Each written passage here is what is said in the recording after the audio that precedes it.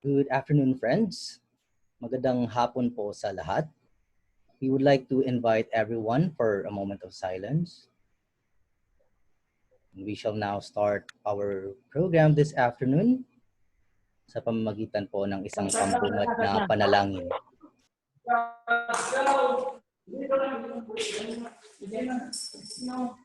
We call on Bishop Redeemer and Company, our opening prayer.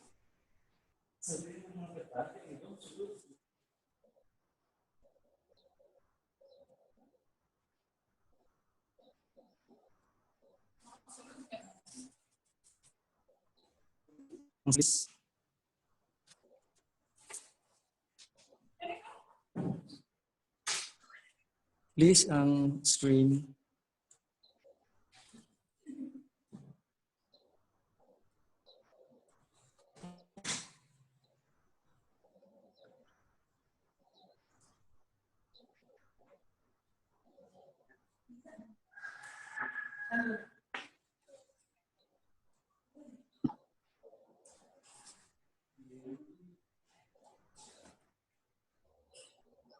Hello, please. We need to have the screen for the altar.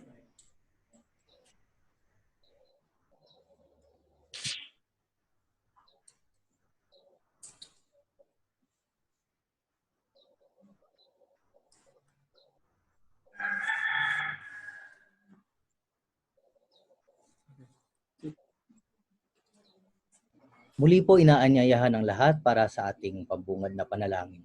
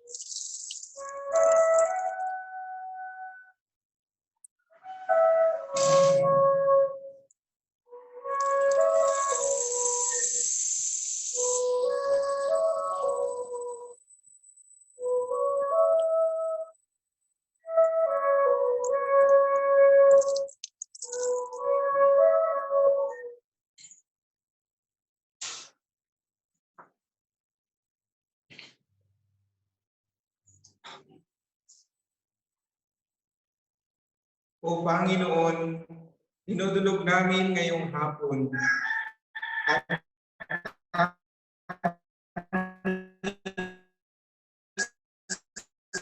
ang mundo.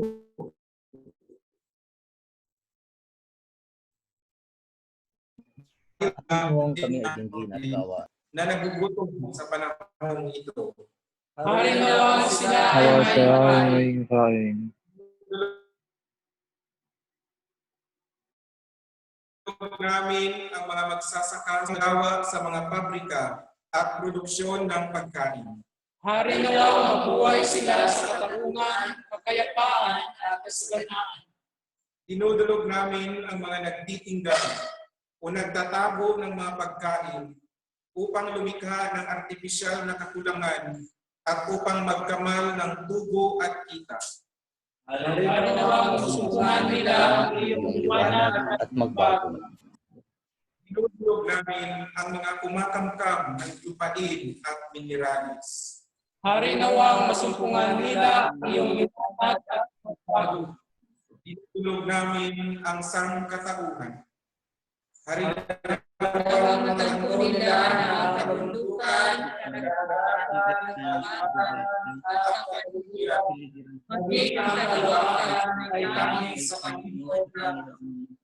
Turuan ka nila ang magpapababa sa iyo at maging ng katauhan, lalo na sa mga nagigahos at nagugutom.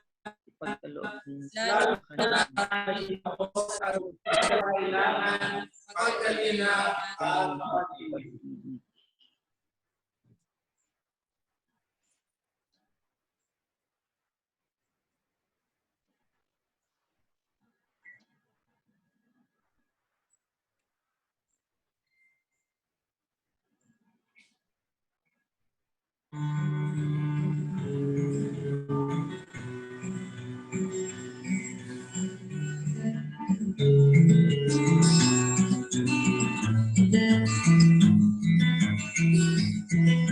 Nais kong makipaglaro sa alon at sa saling damdamin ay sabaya. Nais kong makatali ang rilag ng kalikasan, ngunit mananatili ang pangarap na lamang. Mga dagat at ilog ay may lakas at dugo. Kailan kaya ito magiging? Isang araw bawat iba ay kapanaw na mabatay, masasaglap sa hirap ng buhay. Kaninang likhain itayo ang bukas para sa ating mga anak. Ipaganda sila ng daigdig na sagana. Nasa atin ang panahon.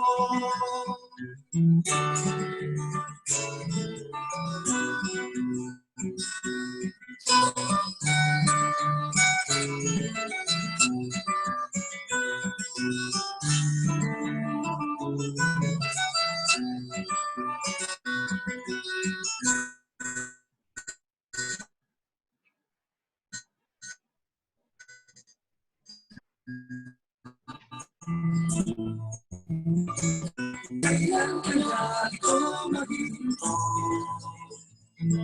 Isang araw ba ay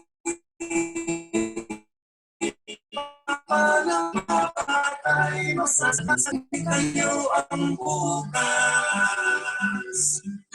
para sa ating mga anak. Ipaganda sila ng daigdig na sagana. Nasa atin ang panahon. Oh, itayo ang bukas para sa ating mga anak. Ipaganda sila ng daigdig na sagana. Nasa atin ang panahon, nasa atin ang lakas.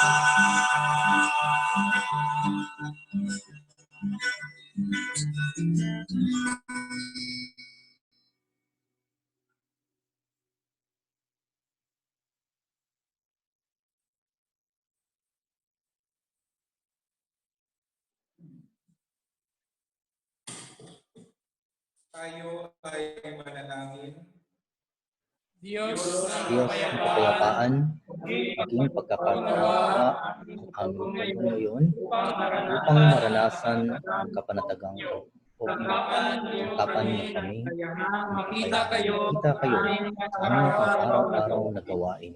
Kaya niyo Kaya kami pong mamuhay kami sa inyong kapayapaan kay Kristo Jesus na muling nabuhay. Amen.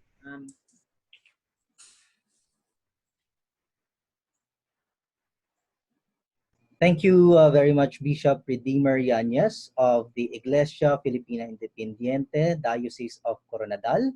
their laity, and the Cotabato Regional Ecumenical Council or COREC. Muli po, magandang hapon. Good afternoon, friends, and welcome to the last session of the Mindanao Online Forum series organized by Bulig Alang sa Mindanao or Balsa, Mindanao, and Sisters Association in Mindanao or SAMIN. We encourage our participants today to post the name of your organizations dito po sa ating chat box so that we will be able to recognize your organizations later on. We have many participants currently online and some may still be logging in. So we will just wait for others to log in. Muli po, this is Christian Lloyd Espinoza from Paglaom Philanthropic Development Office of the Missionaries of the Assumption, and I will be your moderator for today. Online forum series has already covered 3 sessions.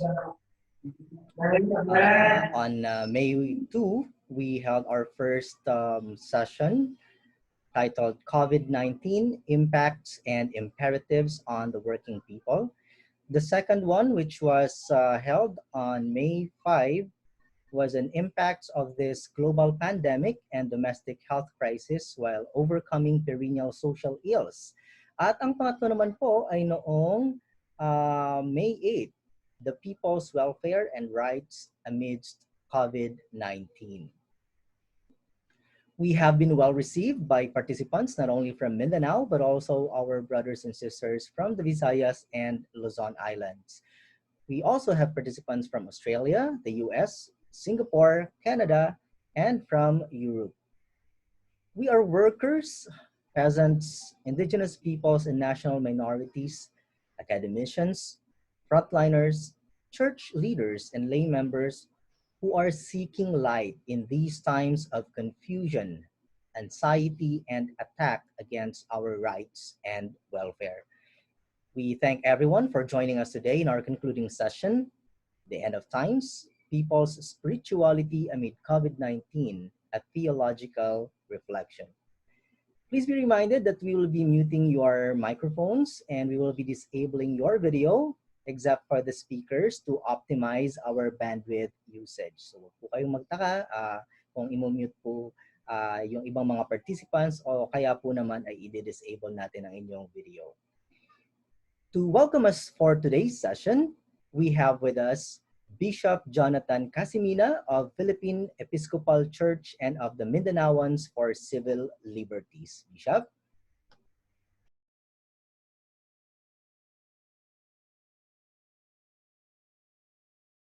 Thank you. Magandang hapon po sa kanilang lahat.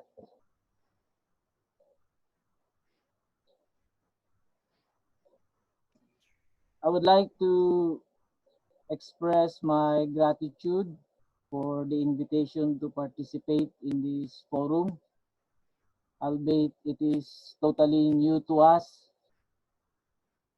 But nonetheless, this keeps our connectedness with one another as brothers and sisters, as Mindanaoans and as Filipinos. We are as yet barely weeks into the COVID-19 pandemic, and it's already apparent that it has precipitated the deepest and most fundamental crisis that affects practically all peoples across the globe.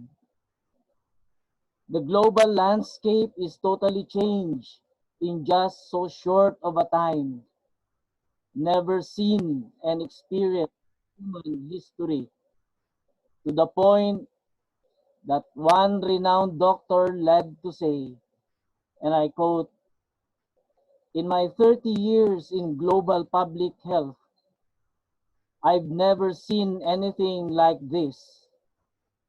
It is scary. It is unprecedented," unquote. Scary and unprecedented indeed, because as much as we have exceedingly progressed in technology and innovation, the world is still literally in the dark to squarely find solutions to address the pandemic. To date, almost 4.2 million is infected with the virus worldwide, with close to 300,000 deaths. In the Philippines, we still have to see significant strides of containment with regards to the strategy earlier adopted by this government. A militarist response to a medical predicament is typically unusual, to say the least, but not totally unexpected, given the penchant of this political dispensation to militarize practically the whole gamut of its governance. We can only behold with pensiveness at South Korea and especially Vietnam, whose immediate and decisive response led to only 288 human infections to date, with 0 fatality. What's amazing is the geographical proximity of both countries to China, the epicenter of the virus.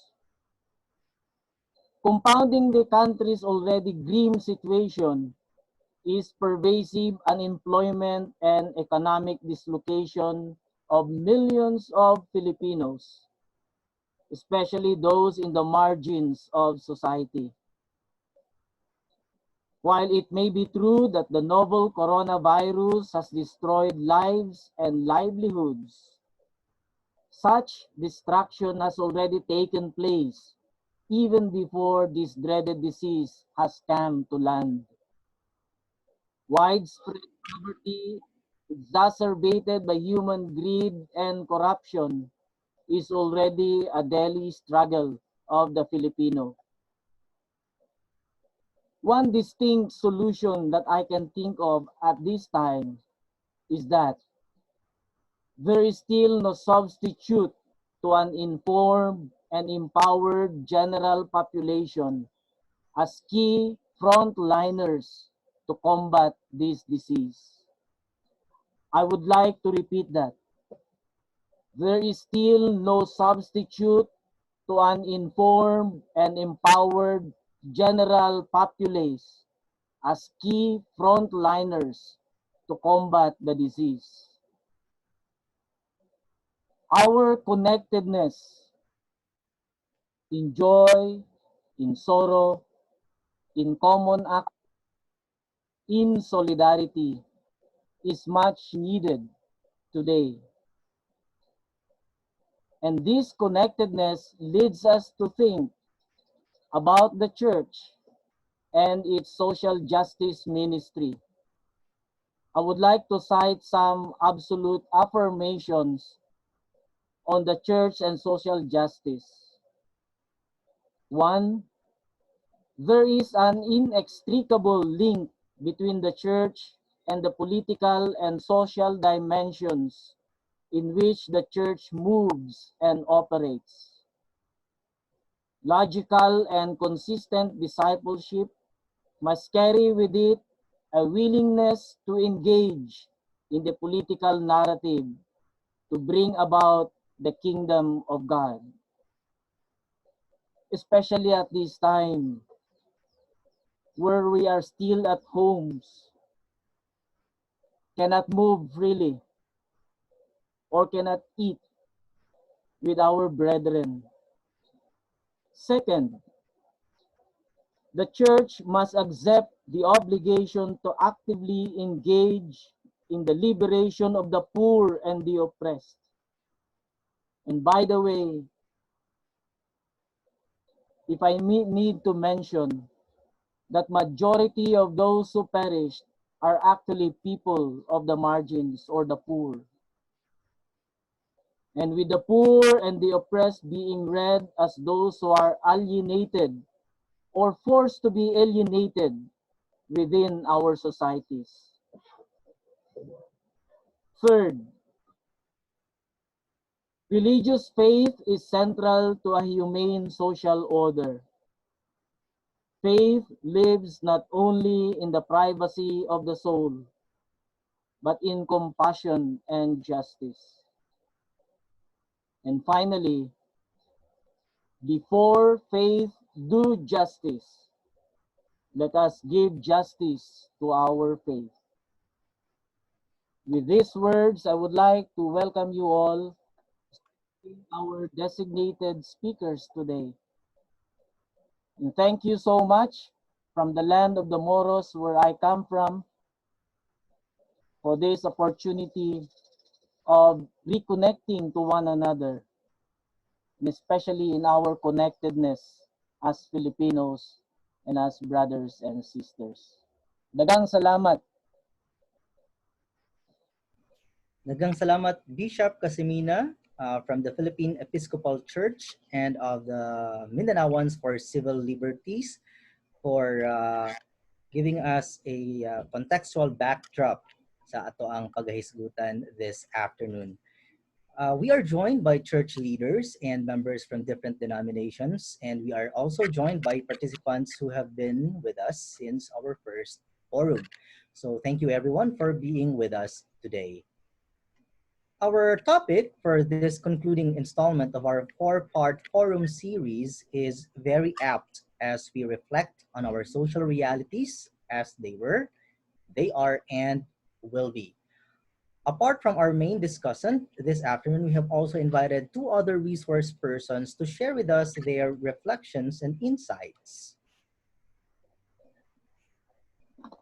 And they will be sharing with us their reflections and insights after the main speaker's talk.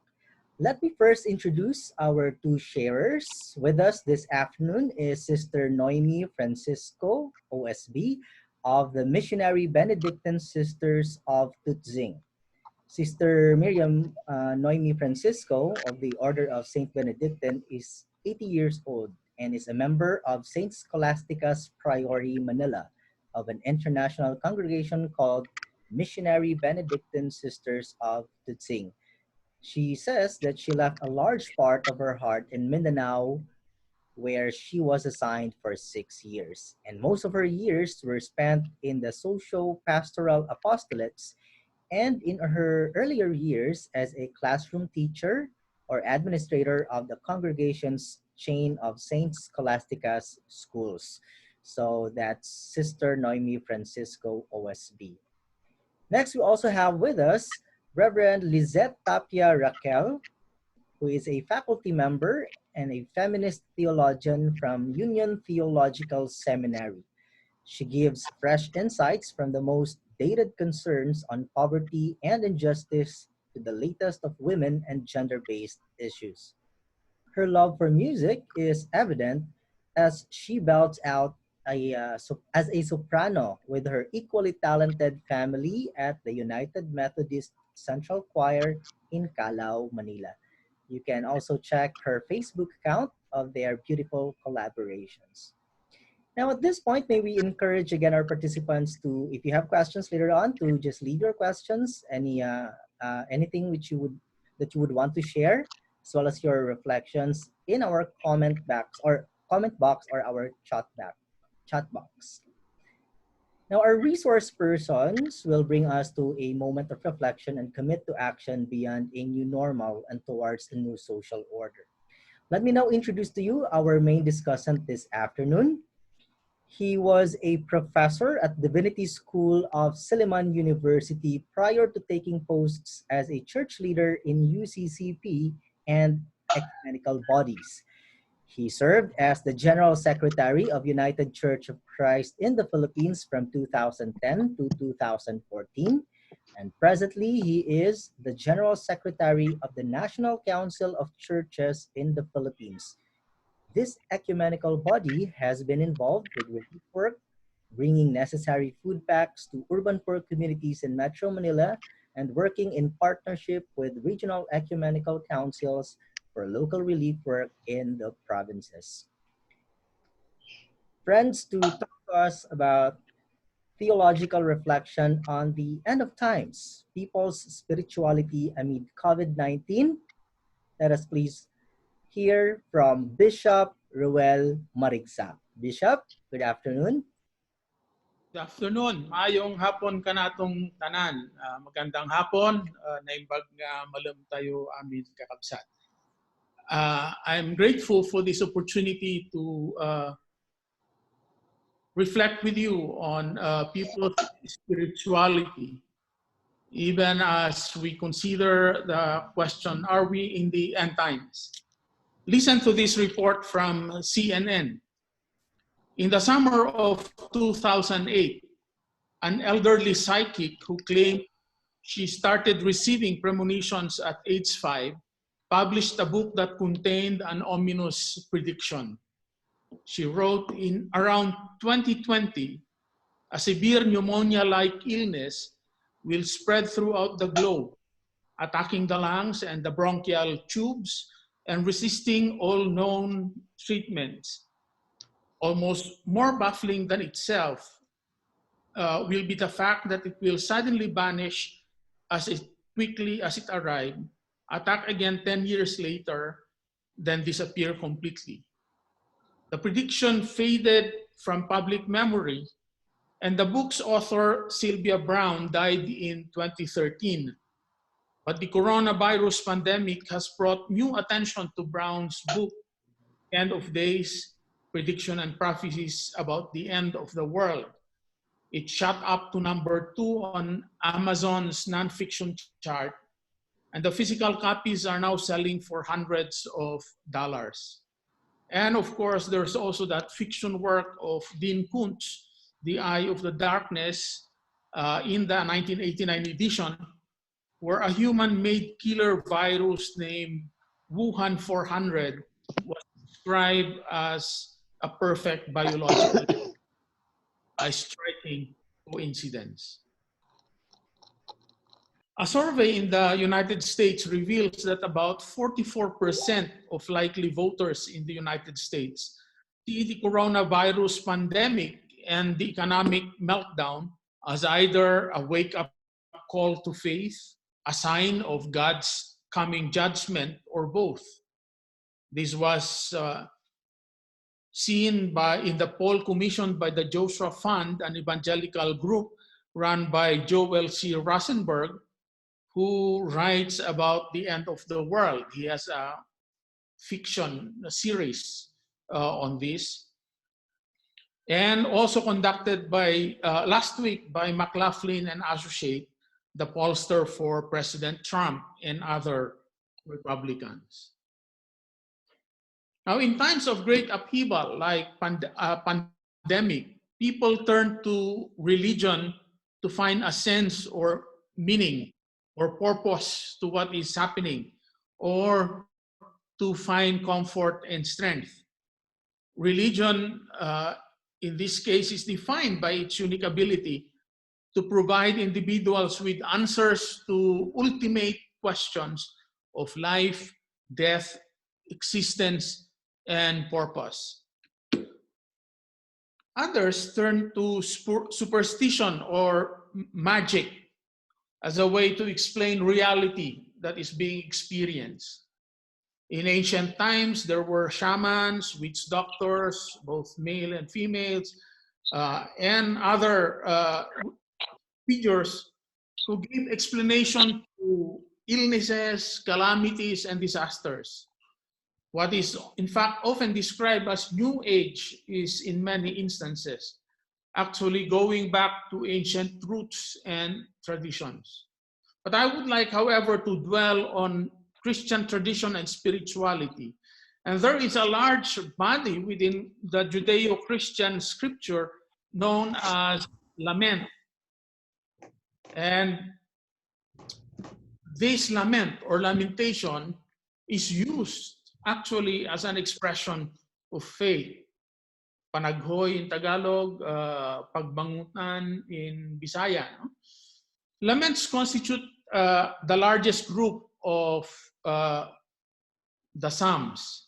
They could be individual or corporate laments. The use of lament is potentially a valuable adjunct to one's experience of concern to the Lord.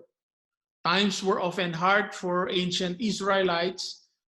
The lament in the book of Psalms expressed with a deep, honest fervor for the distress that people felt. The lament of Psalms encourages us to risk the danger of speaking boldly and personally to the Lord of the universe. Elizabeth Backfish, commenting on the similarities of the laments in the Bible and the so-called African American spirituals, said, suffering is a prominent theme in both the Psalms and the African American spirituals. Suffering usually expressed through the genre of lament or a petition for deliverance from some kind of distress based on God's faithfulness and the power to save in history. Scholars disagree whether these psalms depict a movement from suffering on the one hand to hope and joy on the other, or if they hold suffering and hope in tension, affirming the need for and the possibility of the joy in the midst of suffering. The spirituals, sung by the slaves in the US, seem simultaneously to affirm both suffering and joyous hope. New Testament scholar N.T. Wright posits that it's helpful to define our terms. In common usage, the word lament and complaints are interchangeable.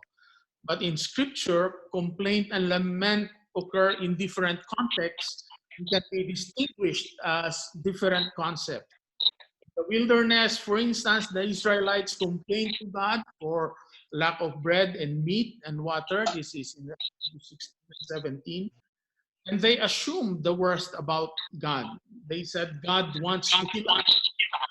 The people who had been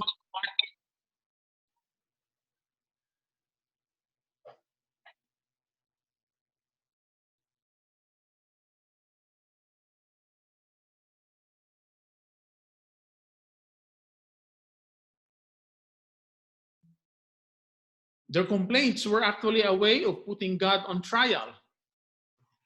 But in the Psalms, Israel asked God to answer according to his unfailing love, because he is a God of justice and righteousness, and because God has been faithful in the past.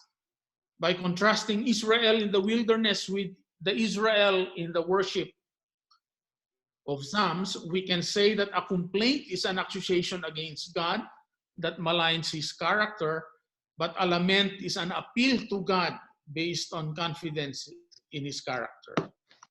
Lament is not only for the suffering, it is also for solidarity with the suffering. We love our neighbor when we allow their experience of pain to become the substance of our prayer. This, after all, is what Jesus did for us. The strange act of asking why God has forsaken him has been analyzed by scholars and theologians for what it means about our theology of the incarnation or the Trinity. But what is often missed is that Jesus was actually praying the words of Psalm 22, precisely because that was the prayer of many Jewish martyrs in the first century. Jesus dying the vile and shameful death on the cross, prayed in solidarity with the suffering. Indeed, his death was the ultimate prayer of solidarity. Another book in the scripture goes by the title Lamentations, a cry of a suffering people occasioned by the destruction of Jerusalem by the Babylonians in 587 BC. It was the most traumatic moment in Israel's Old Testament history, and the writer paints a portrait of utter devastation and appalling suffering, starvation, disease, slaughter, rape, scavenging, looting, and desecration of holy things, wrote Christopher Wright, an Old Testament scholar. And one of the Lamentations' anguish cry is, "Why do you forget us forever? Why do you forsake us for many days? Restore us to yourself, O Lord, that we may be restored. Renew our days as of old, unless you have utterly rejected afflicted us, and you remain exceedingly angry with us. What does lament or the book of Lamentation offer to us today?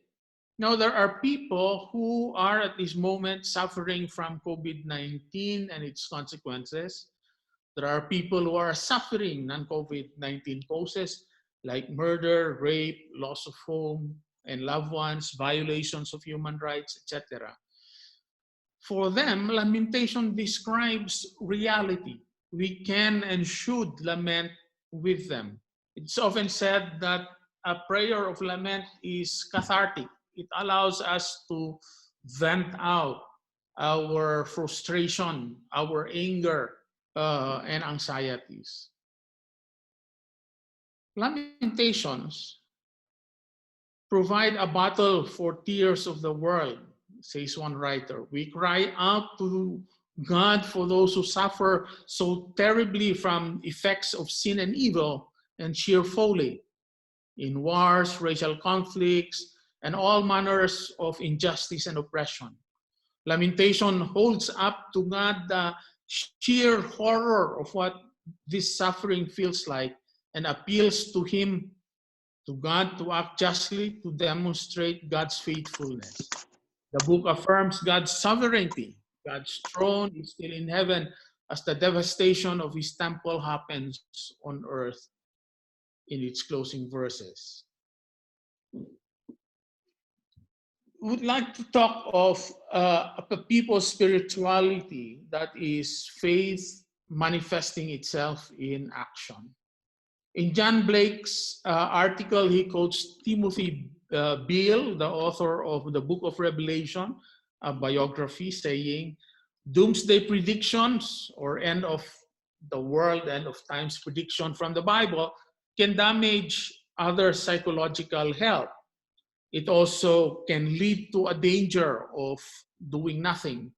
Bill believes that people who are seized with panic over something like COVID-19 may ignore other chronic issues threatening humanity's survival, such as climate change. It can lead to a call to inaction, Bill says, about the misinterpretation of Revelation. That is to say, people will say that this is all happening because of God's plan, and it's going to get worse before it gets better, so there's nothing we can do about it because it is God's will. Many in the Pentecostal and even some evangelical and fundamentalist circles of Christianity who are premillennialist and pre-tribulation rapture believers would say we are now living in the end times. A mindset of one who is anticipating with fervor about the second coming of Christ or the rapture will see the pandemic, calamities, conflicts, and wars are as precursors or even a precondition to the return before that will happen before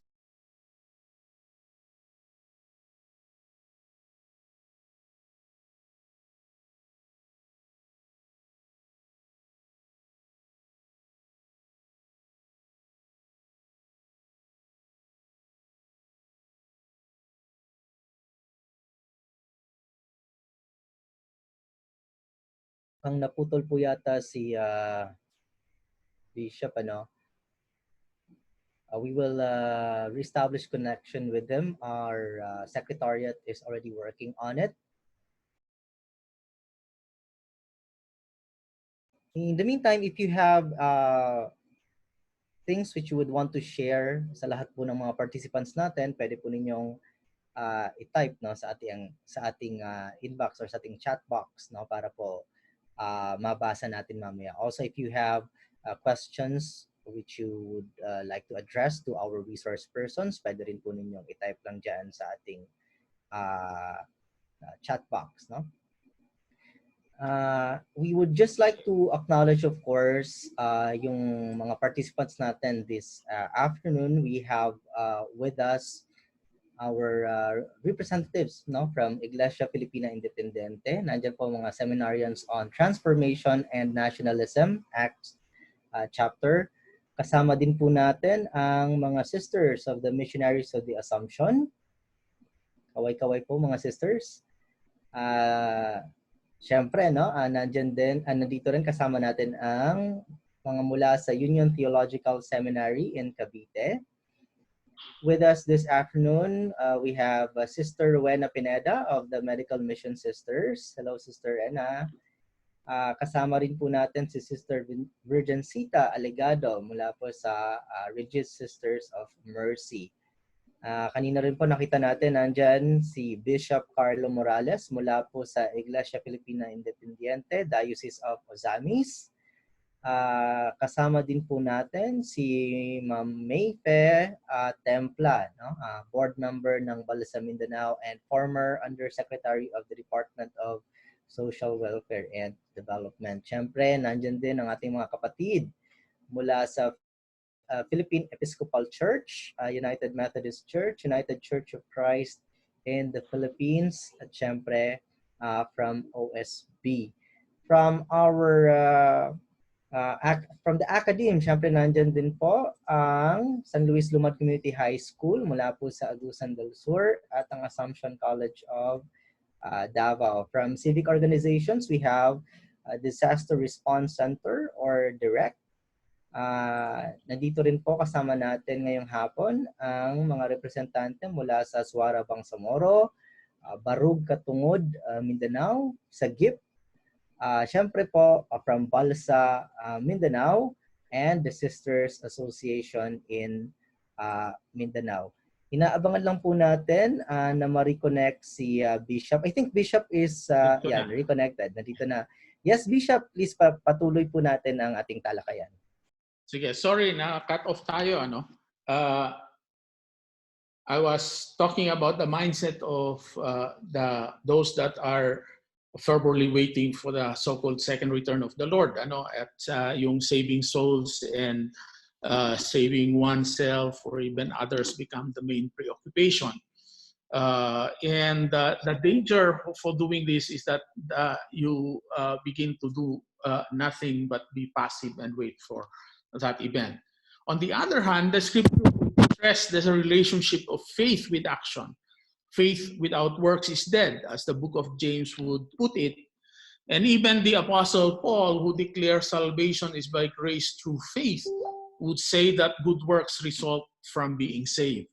Many of the epistles would in fact discuss a doctrine or doctrines, then would go towards duty or action that should arise from the doctrine. Yung sinasabi natin, orthodoxy should move to orthopraxis. No? The last part of my sharing would deal with prophetic faith and spirituality. What kind of a people's spirituality must we develop in times like this? I propose a spirituality and a faith that identifies with the pain of others, and one that manifests itself into action and engages itself in prophetic witness. It is a spirituality that inevitably leads to being immersed in the struggle. Bishop Ermi Arcamba, former UCCP General Secretary, wrote, "The call to witness is an imperative for all Christians. To witness in the midst of struggle becomes an exceedingly crucial and precarious task," he said. But this is not an easy task. It calls us to be engaged in a long and protracted struggle. Bishop Kamba then added, to keep up the struggle and face frustration after frustration makes it rather difficult for anyone to continue to witness for the cause of the people. And that is why every little gain, however small, shall become a reason for celebration. And yet when the dancing is over and the shouting dies down, we face the inevitable truth.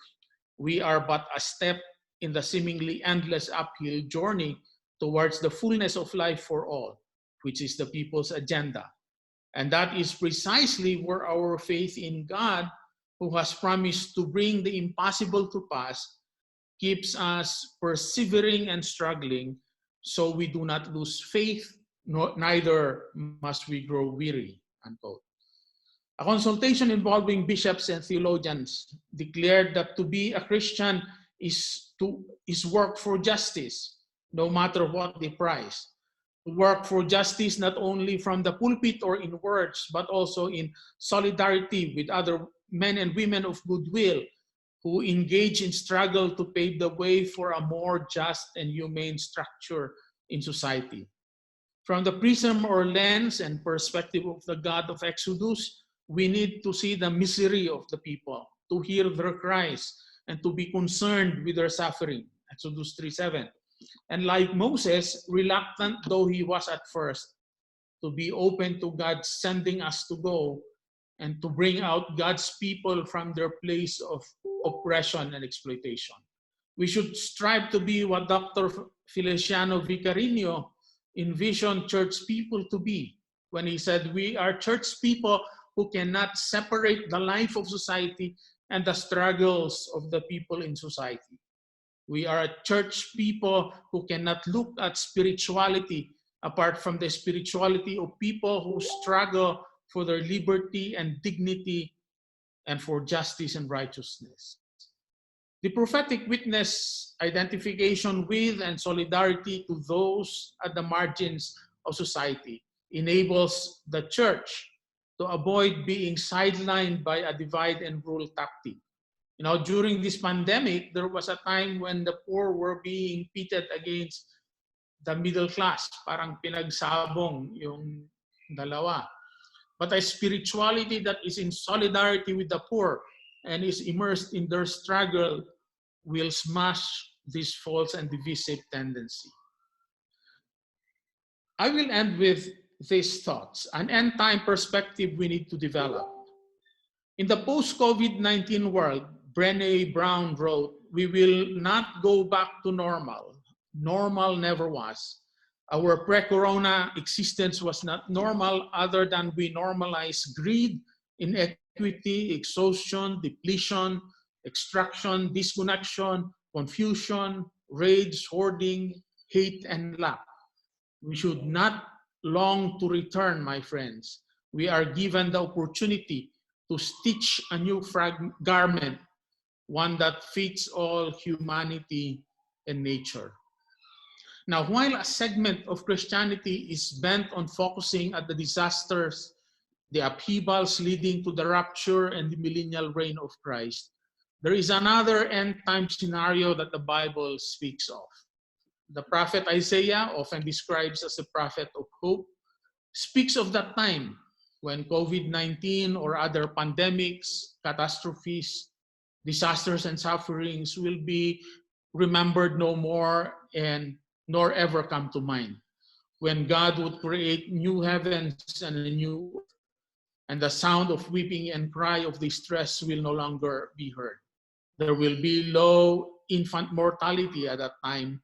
He says, no more shall there be in it an infant who lives but a few days, or an old man who does not fill out his days, for the young man shall die 100 years old. The workers shall build houses and inhabit them. The peasants shall plant vineyards and eat their fruit. They shall not build and another inhabit. They shall not plant and another eat. They shall long enjoy the work of their hands. They shall not labor in vain or bear children for calamity.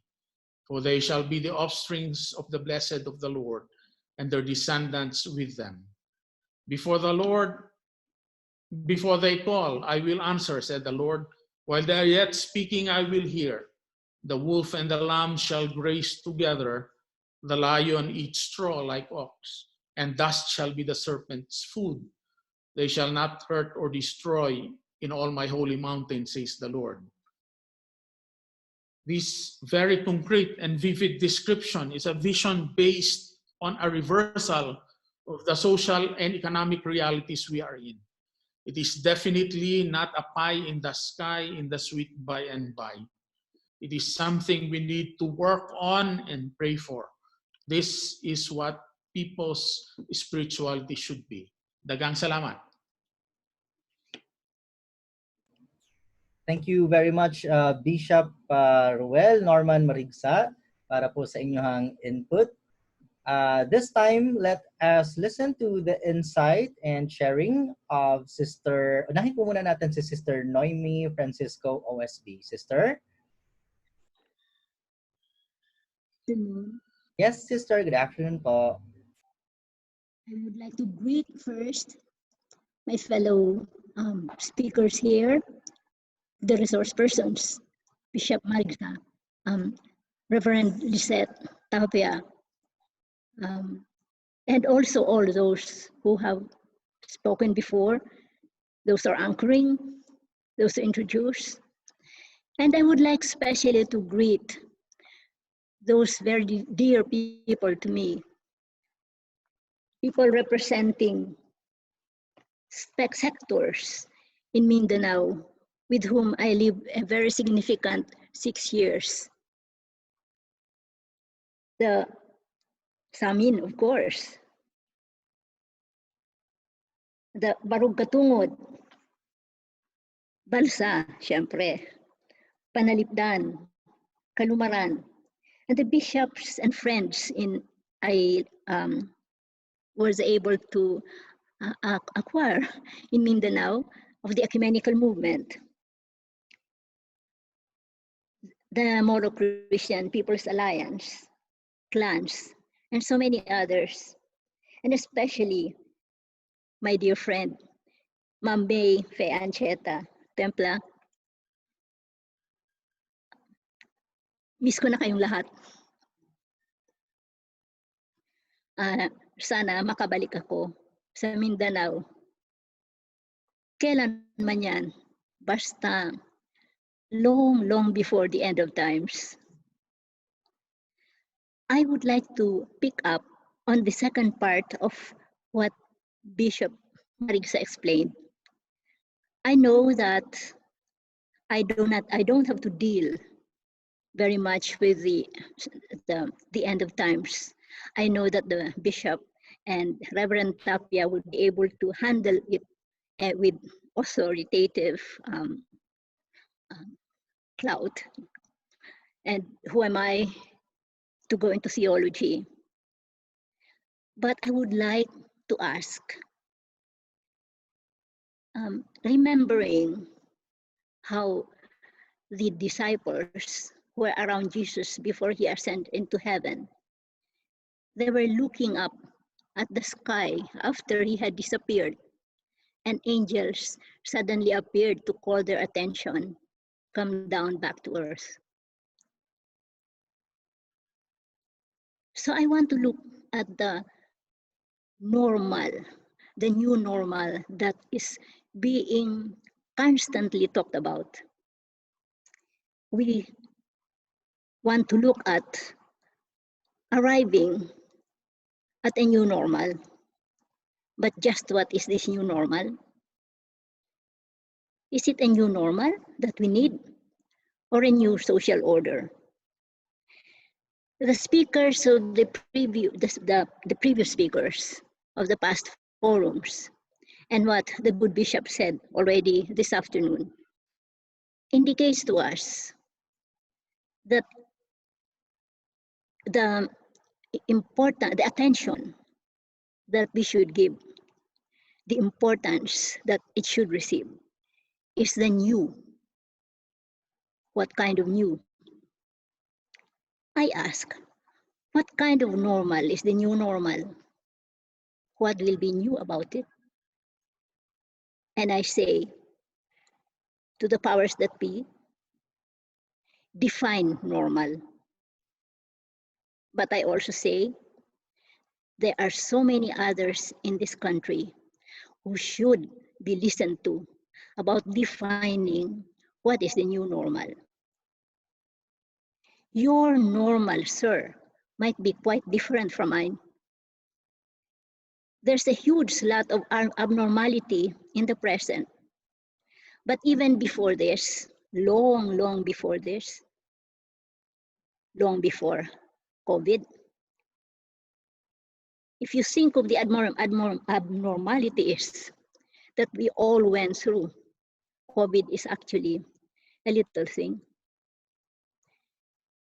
For now, social distancing everywhere, staying safe at home, no assemblies, no gatherings of any kind.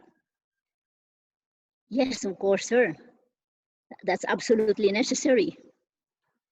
No transportation, no farm products cannot reach the markets. So farmers have no income, and markets do not have enough supply. So food prices shoot up. Breadwinners cannot go to work, no income. No income, no food. The children are crying from hunger, and the old folks, too weak to get up, cry when they and the children receive food from some kind souls sharing out of their own scarcity. The desperate breadwinner slips out into the streets, braving lockdown to earn something, and promptly gets arrested for breaking the ordinance. The arresting officer is, of course, just doing his duty. As you say, sir, no one is to blame. There is only one culprit, a microscopic virus, red, according to some spin doctors, that escaped from a laboratory in the country of origin, according to fake news. And now, ruling the world, according to a Brazilian prioress of ours. Does new normal mean we adjust to the abnormal and move on? That is, we just keep looking for ways of coping until we get used to the normalizing of the abnormal. That kind of new normal is unacceptable to a true Christian. Normalize the innumerable checkpoints, the reign of the police over the citizenry, and the militarization of disaster response to a pandemic that overshadows even the response of the Department of Health.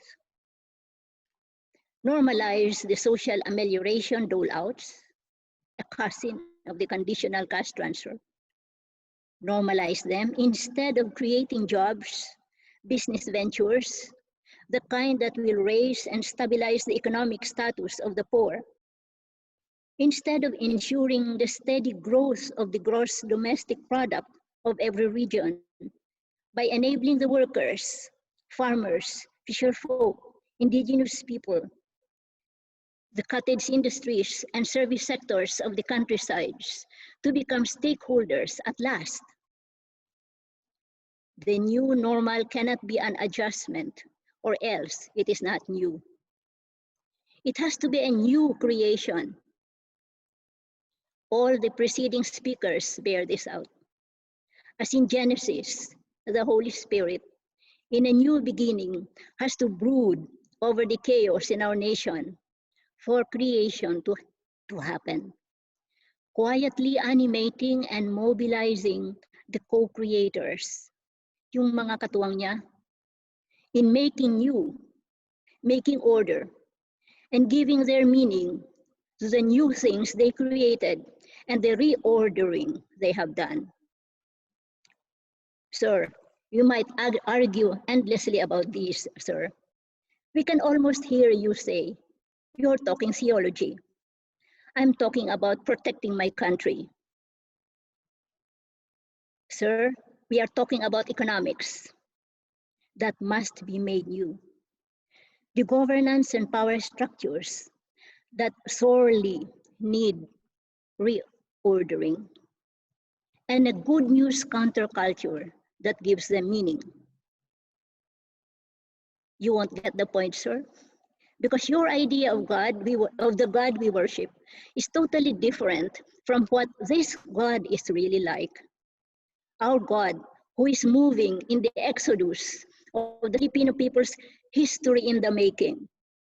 A God who took on our humanity, became a carpinterong Nazareno, who Easters in the toiling masses, so that Juan de la Cruz can rise before our country, as Juan de Resurrection.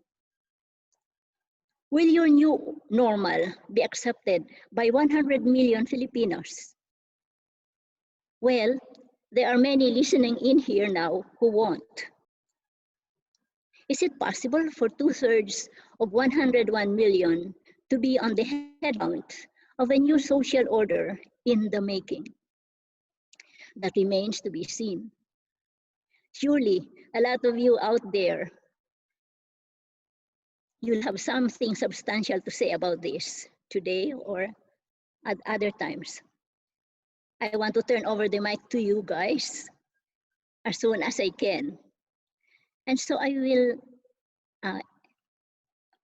end at this point. There is no need to further explain things. But first, allow me to go on a personal note, to acknowledge all those who have inspired me in the time of COVID. I salute, first of all, each of those who spoke in the preceding series of this forum, and the ones who are with me now. You give me courage to continue what we keep trying to begin. And as our patron Saint Benedict says, may the Lord perfect what we begin. To all of you listening now, thank you for listening. I would like to especially to call attention to some thoughts that has inspired me and my community during the online masses, the worship that we have every day. This is conducted by the vicar, the rector and vice rector of the Metropolitan Cathedral. They highlight a new kind of community, which is good news in the time of COVID. For instance, when a huge lot of people of the same faith, whether they're Catholics, whether they are of the other churches, all of them praying together at the same time in different places. This is a new kind of community. Under a new normal, this should be able to continue. I have been very much inspired by those doctors, other health professionals who are in the front lines of fighting against the disease. Especially Dr. Eric, I can't remember his family name. I listened to him when PETA presented him. He's a man of very deep spirituality. I cannot remember things that I can quote from him, but this is the impression that all of our sisters listening to him. This is a man of great spirituality, a man whose spirituality is just right for today. I would like also to express my gratitude and my inspiration for all the people, the masa, the marginalized, which Pope Francis calls the nobody people.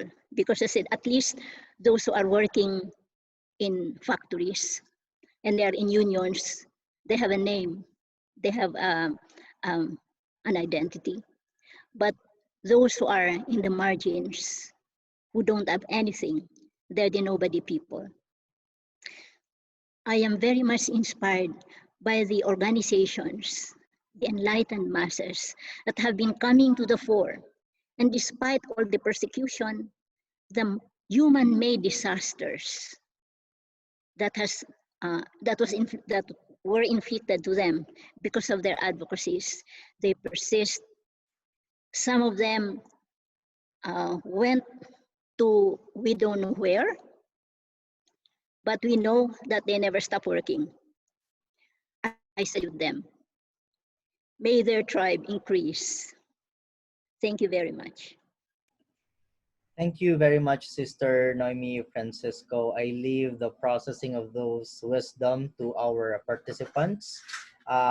Before we proceed to our next share, let me just recognize with us this afternoon, kasama rin po natin sina Reverend Igmedio Equila mula po sa United Methodist Church in Singapore, UMC Singapore. si Sister Derby Mercado of the Religious Sisters of Mercy, Sister Feliz Solatorio from the Missionary Sisters of Mary, Joan Talasan ng IP Apostolate ng Diocese of Malaybalay, and si Sister Mary Ann Rudy from the Oblates of Notre Dame. Kasama rin po natin watching us live via our Facebook live streaming si Bishop Romeo Tagud ng IFI Diocese of Siargao, Conference Minister Reverend Dan Palicte, and pastors of SMDC UCCP, Reverend Rimnan of UCCP Misamis Occidental, at syempre po ang mga teachers from St. Scholastica's College in Manila. This time, let us listen naman po sa insights and reflections na isi-share po sa atin ni Reverend Lizette Tapia Raquel. Reverend? Can you hear me? Yes, ma'am. Okay. Go ahead po. Good afternoon po sa inyong lahat. I feel very privileged to respond to the presentation of Bishop Reuel Marigza, who is a highly respected theologian and ecumenist. His work exhibits not just academic sophistication, but also a lived-out solidarity with those who lament and struggle. I'm also happy to share the task of giving a response with Sister Noemi, whose commitment to the vulnerable masses we can all emulate. Medyo ninervous lang ako kanina doon sa kanyang discussion tungkol sa doctor na may deep spirituality. Kasi po doon sa spirituality class ko, when I was studying in South Korea, mababa yung grade ko. So I hope you will forgive me if I'm a little irreverent when I give my response. But most of all, I'm honored to be part of this forum series of Balsa Mindanao and Samin. Let me begin. On Lamentations and as an expression of faith, Bishop Marigza refers to N.T. Wright's interpretation that both lament and complaint are interchangeable. He says of Israel's use of lament, and I quote, "Their complaints were actually a way of putting God on trial. They were testing God."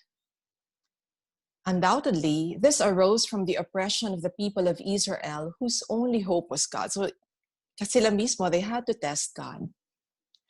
Today, however, this for me can be a complex misunderstanding of our God and our faith. It is rooted in our belief that God is in control and that God's plan amidst this suffering will be revealed in God's perfect time. I teach theology, and every time I ask my students if God is in control amidst hunger, killings, and dehumanization, they just refuse to answer. I push that question because throughout the darkest moments in history, I do not think that God is in control. I think that a critical engagement of historical realities, including politics and economics, would reveal that those who have power and great wealth play God and seize the power of God. Because a God that allows so much suffering and killing while being in control is a very apathetic, cruel, and unloving God. That is not my God. Perhaps we need to reimagine God, not as divinity in control, but as a God who cries and struggles with us. Thus today, I think our lamentations and complaints should not be towards God, but those who seize and possess the power of God. Our lamentations and complaints must become a spirituality of resistance that speaks to abusive power. You know, the Hebrew word za'ak is it's a word for lament or cry, but it was not a pitiful cry. It was a demand for justice. Therefore, we must transform our laments into protests. You know, at Union Theological Seminary, we bring our students to the sauna, the people's sauna, every year. Many years ago, one of our students, a first-timer in rallies, asked during processing, Why do people protest in the streets? I replied, it's because they have lost hope. But my colleague, the Reverend Luisito Saliendra, disagreed with me in front of the students. But I had to forgive him because what he said made sense. He said, they protest because they put their hopes on the people. To protest as an act of lamentation is not about losing hope and losing faith. It is about holding on to hope and keeping the faith in those who truly understand the meaning of the giftedness of life from God, those who struggle for life, the masses.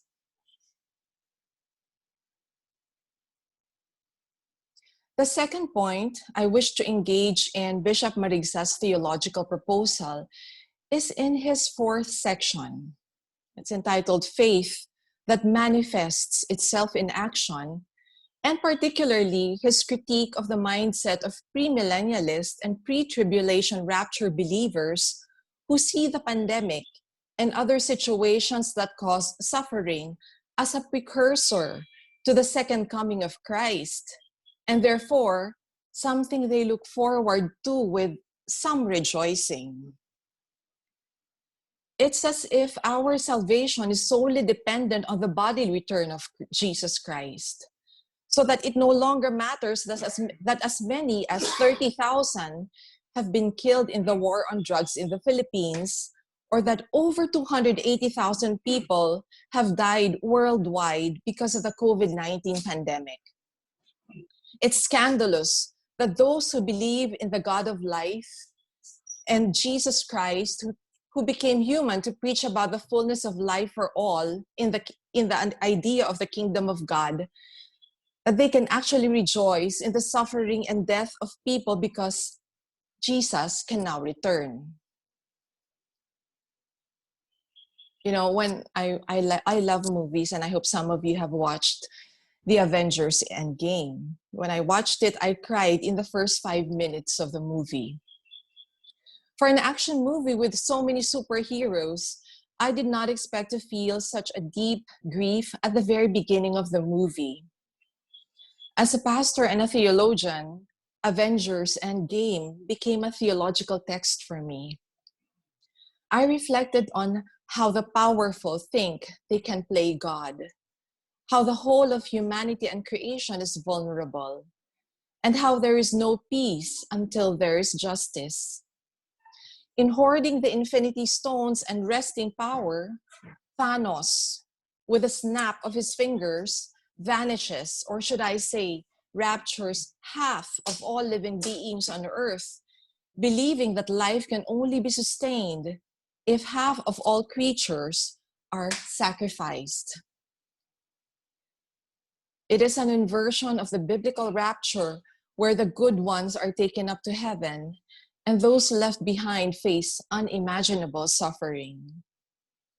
In the end game, people are disappeared, not unlike the disappeared under fascist leaders and military regimes, or those who have died in the COVID-19 pandemic. But it is not a gift of life to those who are saved. It was not a gift of life, as Thanos intended, but a punishment on both the living and the dead. The living mourn, are tormented by the disappearance of so many, and will do whatever it takes to bring them back. They do not find joy or triumph in their own salvation. The dead are silenced, yes, but they are not forgotten.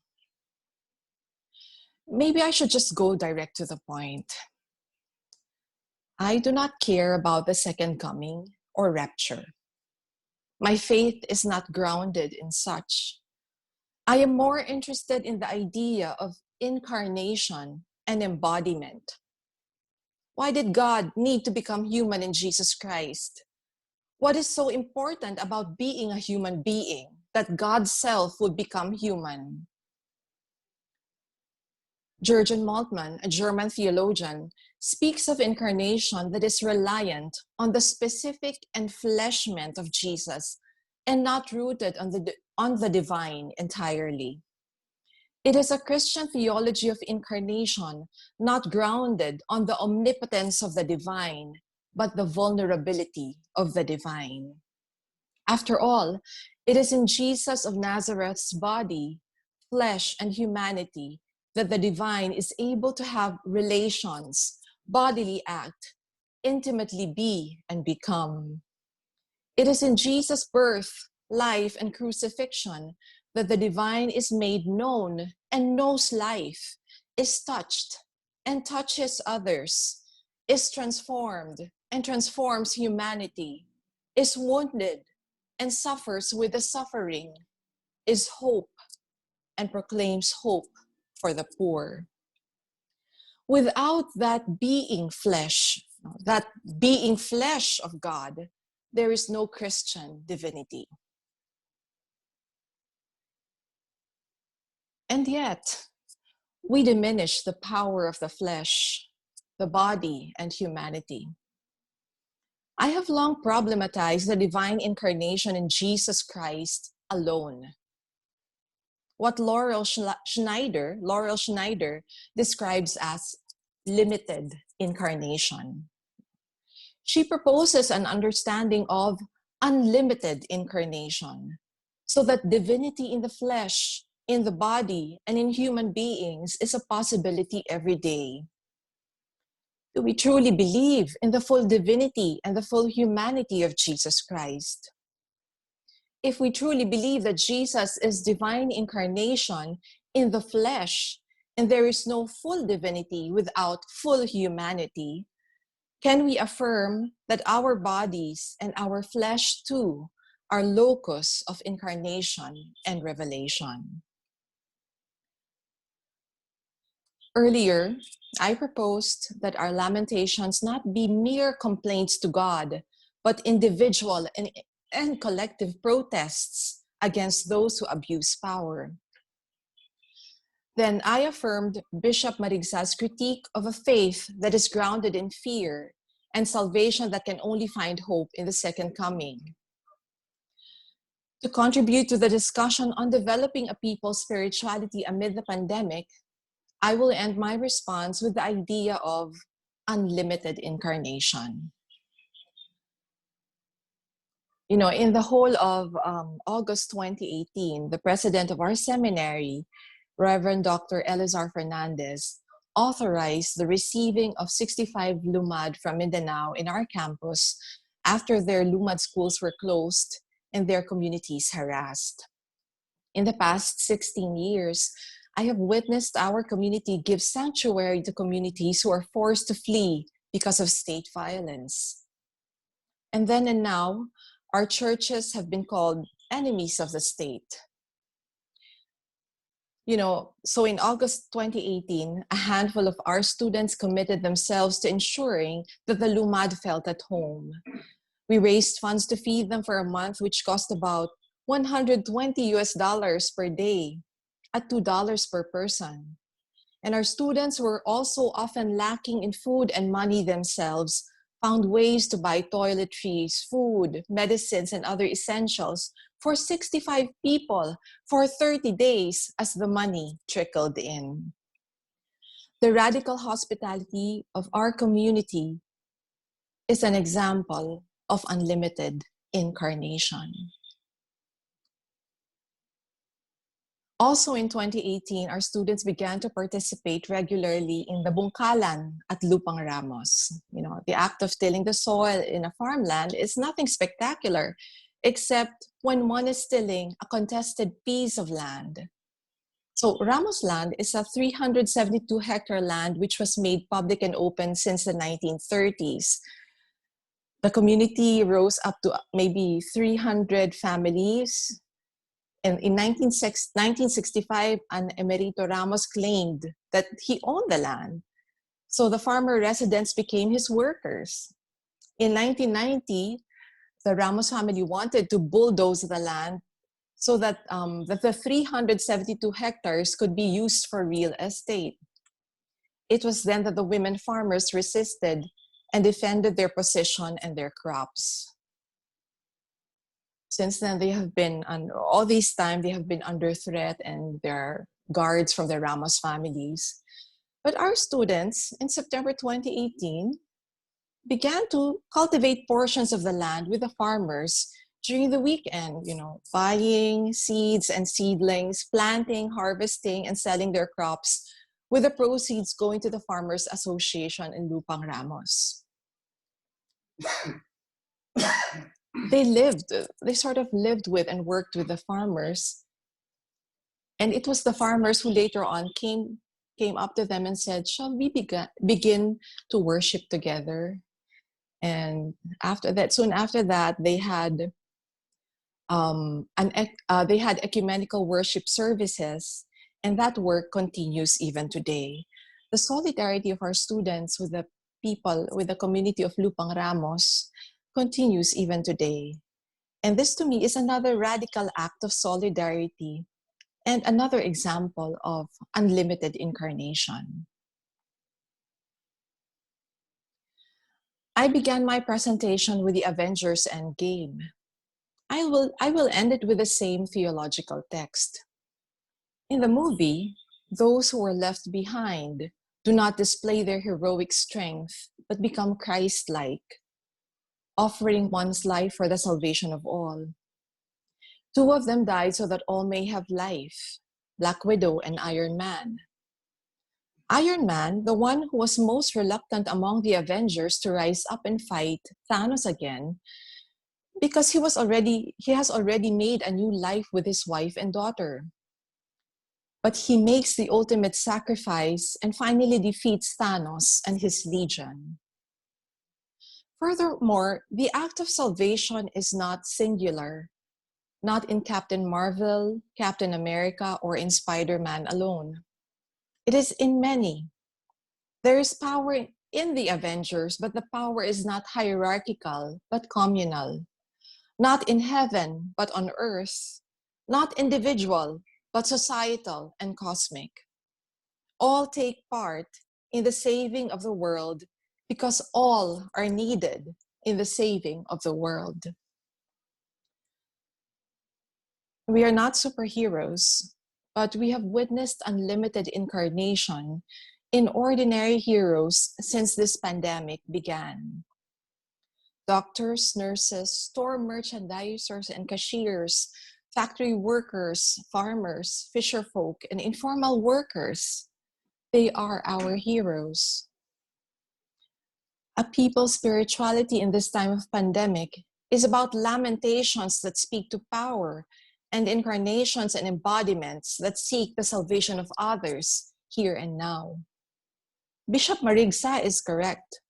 The new heaven and new earth in Isaiah is a reversal of the social economic realities we are in.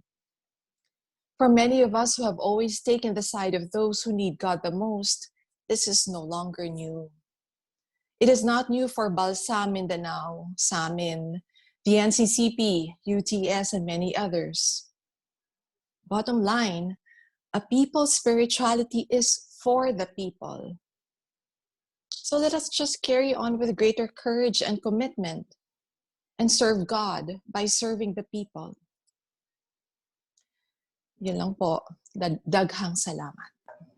Daghang salamat. Maraming salamat po, Reverend Lizette at kay Sister Noemi for sharing with us your wisdom and your reflections po sa input kanina ni Bishop Reuel.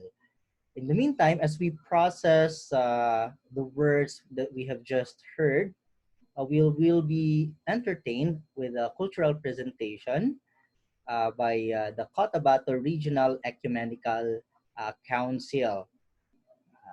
Hopefully, nandyan pa po sila. Bishop Red, ayan, nandyan pa naman po sila, sina Bishop Red. While they are preparing for their cultural presentation, again, acknowledge lang po natin lahat ng mga kasama natin today in our in this online forum. Syempre, kasama natin mga seminarians and ang mga kaparian po ng Iglesia Filipina Independiente. the Sisters of the Missionaries of the Assumption, Order of Saint Benedict, mga kaibigan po natin from the Union Theological Seminary in Cavite. Kasama po natin si Sister Rowena Pineda, of course, the Medical Mission Sisters at ang mga sisters ng MMS, Sister Virgencita Alegado from Religious Sisters of Mercy at iba pong RSM Sisters. Nandiyan pa rin po si Bishop Carlo Morales of IFI Diocese of Ozamis. Siyempre, kasama rin natin at hinga natin ng mensahe mamaya si Ms. Mayfet Cheta Templa, board member po ng Balsa Mindanao and our former DSWD Undersecretary. Siyempre, kasama din po natin ang mga sisters of OND, Oblates of Notre Dame, mga kaibigan natin from Philippine Episcopal Church, United Methodist Church, United Church of Christ in the Philippines, Disaster Response Center or DIRECT, San Luis Lumad Community High School mula po sa Agusan del Sur, Suara Bangsamoro, Barug Katungod, Sagip, syempre, Balsa Mindanao at ang Sisters Association of Mindanao na nag-organize po ng online forum na ito. Kasama pa rin po natin watching us via Facebook Live sina Bishop Romeo Tagud ng IFI Diocese of Siargao, Conference Minister Reverend Dan Palikte, and pastors of the SMDC, UCCP, Reverend Rimnan of UCCP Misamis Occidental at ang mga teachers po from St. Scholastica's College, Manila. Nandiyan din po sina Reverend Egmedio Aquila from UMC Singapore, Sister Derby Mercado, RSM, Sister Feli Solatorio, Missionary Sisters of Mary, Joan Talasan ng IP Apostolate of the Diocese of Malaybalay, at si Sister Mary Ann Rudy, OND. Marami po tayo, medyo marami po nagpaabot ng kanilang mga katanungan, no, para sa ating mga resource persons. We're taking note of these. Baka mamaya po i-ask namin kayo na itanong na lang siya or i-share na lang yung inyong mga reflections din live. Handa na po ba, Bishop Red, ang ating correct, no? Cotabato Regional Ecumenical Council for your cultural presentation, Bishop?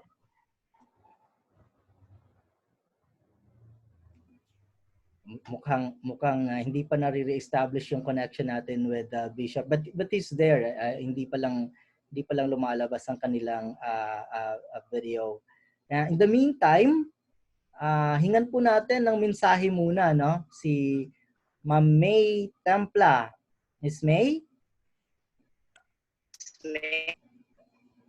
Hello, ma'am. Good afternoon po. Ma'am, paano naman po yung video ninyo?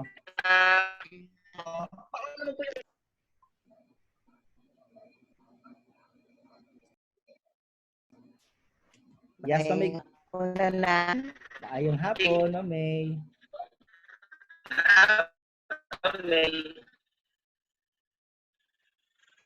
Ay nakadatas ang paglamhitig pinabis ko ang for wiris at malat kung pinagasi o ginudlato na claims makakambo at isunan pagkalalato mo tayo at sa senador.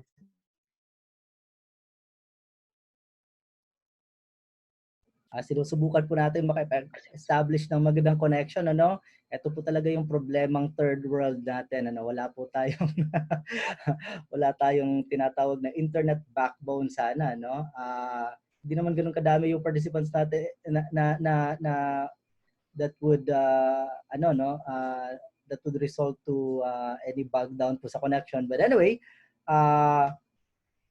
pasok po tayo dun sa ating open forum, and later on, kapag may time pa po tayo, we will probably ask or perhaps ask again, no, the Cotabato Regional Ecumenical Council to give us a cultural presentation.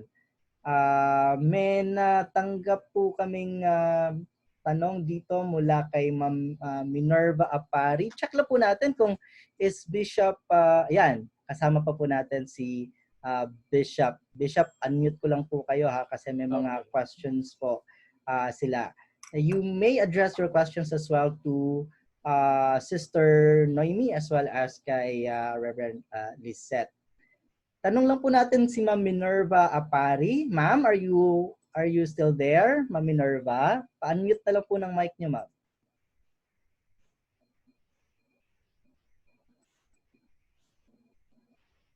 Ma'am Minerva.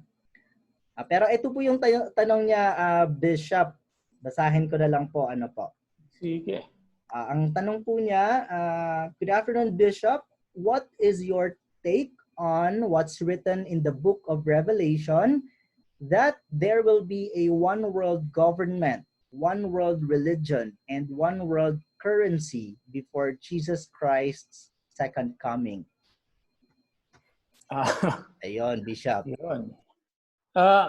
You know, the book of Revelation is quite a tricky book to interpret, you know?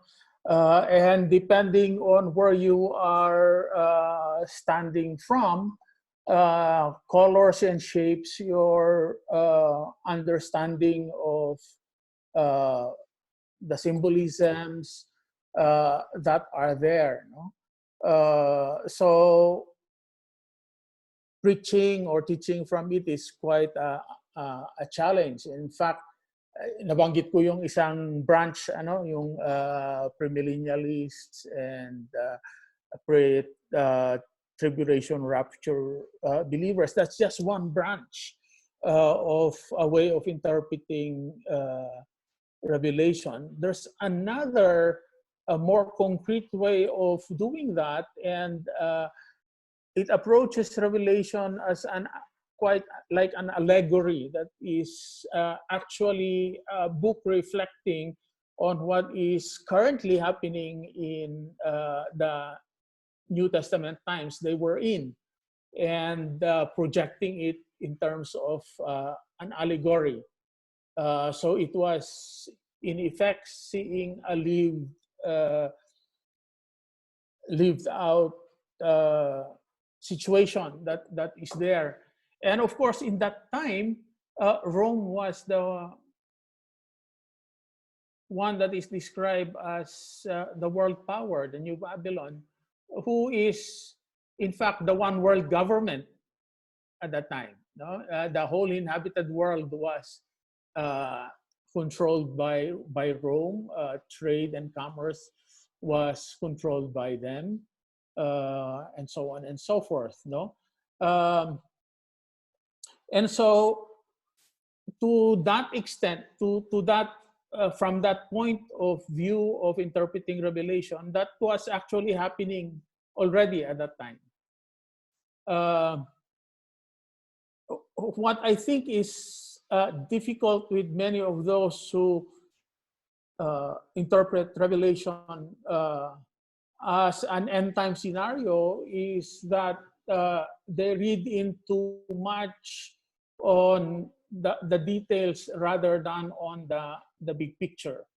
And that is why even those who have been very famous because of it, like in my generation when I was youth, Hal Lindsey, for instance, was one of those that have been quoted. Tim LaHaye, of course, who writes the Tribulation series, and so on, are proven to be mistaken because of the fact that they read in too much of the world situation and try to place it and equate it with the happenings nowadays. But we should be careful in handling Revelation because and saying when the end times will come, because even Jesus himself said that he does not know when he is coming back. It's only the Father who knows. And therefore, for us to speculate on the detailed clues and try to fit in what are happening now to say that this would be leading to the end times scenario would be very, very risky. What will there be one world government? Will there be one world church? I don't know. I don't know. But it does not seem to be happening now. Thank you, Bishop. Sister Noemi, do you have anything to add po? Yes, sister. I actually, because knowing that the book of Revelation has a lot of symbols in it, talking about it's something like people at the time were putting themselves behind these symbols. There were a lot of threats also. You can identify with this now. No? So I'd rather what's this? Keep myself a little what is this? I do not like very much to talk about it, no, unless it would be on one-to-one kind of conversation.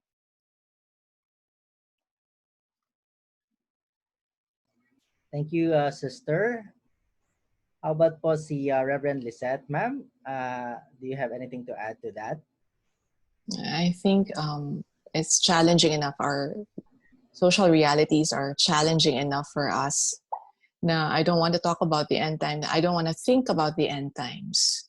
Tsaka siya sa usapin ng theology of struggle. Iba yung sa theology of liberation. The focus is on the end.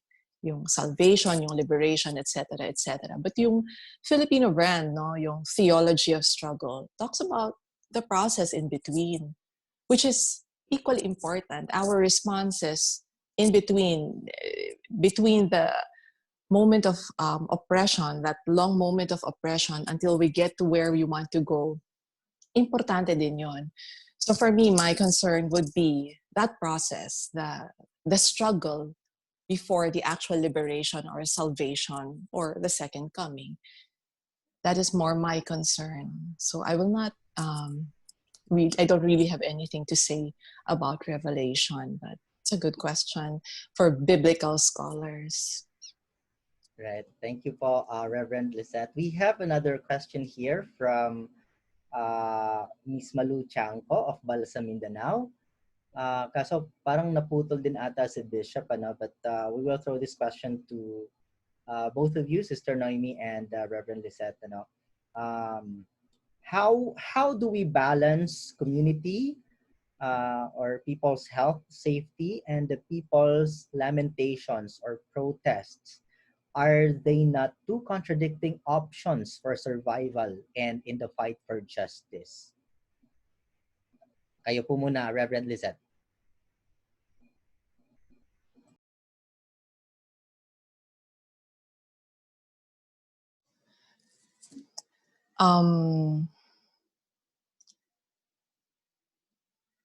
Para tayo nasa gera no? So it often feels like we don't have time to we don't have the luxury of, standing back. For many of the people on the ground, especially in Mindanao or urban poor communities in Iloilo, urban poor communities in Manila, hindi talaga, it's really a challenge, talking about mental health. But if we have healthy spirituality, or not even that, no? Kasi iba-iba rin yung challenges natin. But sometimes there is something about the human spirit, no, that we feel hurt, we get angry, we cry, and then we rage. But then in the next moment, we find some joy in a flower or in our pet dog or something. Meron isang metaphor na sometimes we ask the question, is the glass, you put water in the glass and you ask, is the glass half empty or is it half full? But there was a psychologist who talks about holding the glass for a glass half full or half empty is not really heavy. But if you hold it, let's say for 3 hours, torture yon. But sometimes you have to put it down, no? Ibaba mo siya para ma-relieve ka, hindi masyado mabigat. And then you hold it up again when you need to. Similarly, ganun ang pagtingin ko dun sa struggles natin ngayon. No? If we have the luxury of putting down the glass, no? If we can step back during moments na hindi na natin kaya, then we step back. But if we can fully engage, we really fully engage. Because, we have to honor the stories that we hear from the people who struggle for life. Like, for example, ako, hindi naman ako nasa gitna ng struggle, no? Bilang middle class, medyo iba yung karanasan ko. But we honor, we honor the stories. Kasi yun ang power ni Jesus. Jesus was a storyteller and he also listened to stories. And if we honor the stories that are told to us, the stories that we see and we hear, and we respond, then we are doing our part. But we also have to step back every now and then for mental health, self-care, etc., etc. I hope that helps, putting down the glass.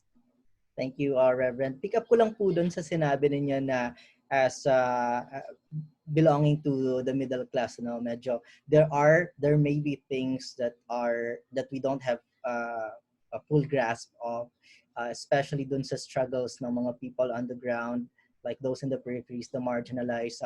Bato po natin kay Sister Noemi. Sister, you've also been working with the poor and the marginalized sectors in our society. Given the current pandemic, how is it po, ano kaya tingin natin ang balance between ensuring their health as well as forwarding their lamentations in the form of protests po?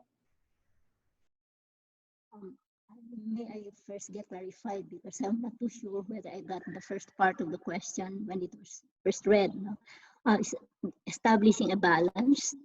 I got more the lamentations, the protest. What was the other one? Sister, yes, basahin ko lang po ulit yung tanong, Sister. Ano po? How do we balance community or people's health and safety and people's lamentations and protests, because they seem to be contradictory daw, when we talk about survival and the fight for justice. I would like to begin with, I agree very much with what Reverend Yusette said about, many times you do not have much, we don't have time to stand back and think, this kind of things. It's like, it's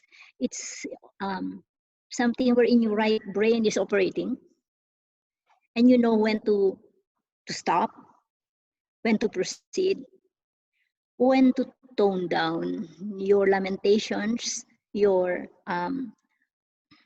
protest, because it might be counterproductive at that particular point, and when to give it full blast.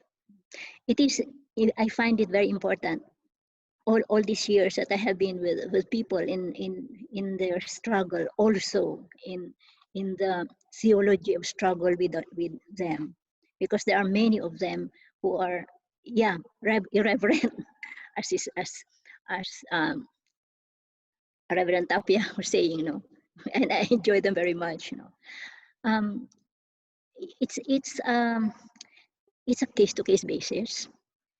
It is judging what is to be done, paano yung timpla, paano yung pacing, according to concrete conditions. How we assess those conditions, whether it's going to bring about the good that we want or not. I am particularly concerned about balancing community and community safety. The safety of the persons, the individuals, or the communities who are engaged in struggle and who are under threat. These things touch me very deeply. especially when yung binanatan talaga, or yeah, when they die. Although I'm very sure I'm going to meet them again. I think we should be, those who are angry should be allowed to express that anger as they want it. I have no right to judge whether, at the same time, it is a community which is able to temper an individual's rushing forward. It is also the wisdom of members of the community who have been seasoned in experience, especially summed up experience. You know, this question about balancing, it is difficult to answer because, yeah, as I said, it has to be according to a particular situation and according to what is needed by that situation. The most important thing is that what is it that you want to achieve? What is most humanizing about it? Which is, what is good news about it? And how are we turning the good news, the bad news into good news, or reversing rather the bad news trends into good news that is being created, that is in process. So the most important thing actually is the focus. So focus. I hope that answers the question. Thank you, sister. So yun po yung point na the focus, no? Tsaka pagtingin talaga dun sa issue kung ano ba objectively.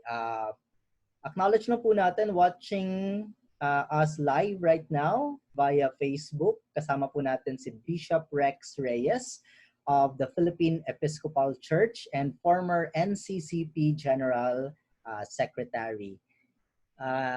Nandito na po ulit si Bishop Reuel, ano? Tanungin po din natin sa kanya yung the same question, Bishop. Bishop Reuel.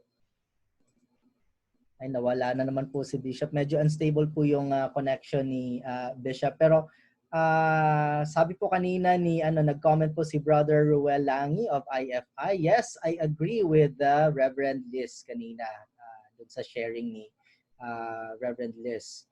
And sabi naman ng mga kaibigan natin from Union Theological Seminary, amen daw po, no, sa insight, sa sagot naman ni Sister Noemi. This time, pakinggan po naman natin live si Miss Carlene, no, para sa kanyang katanungan.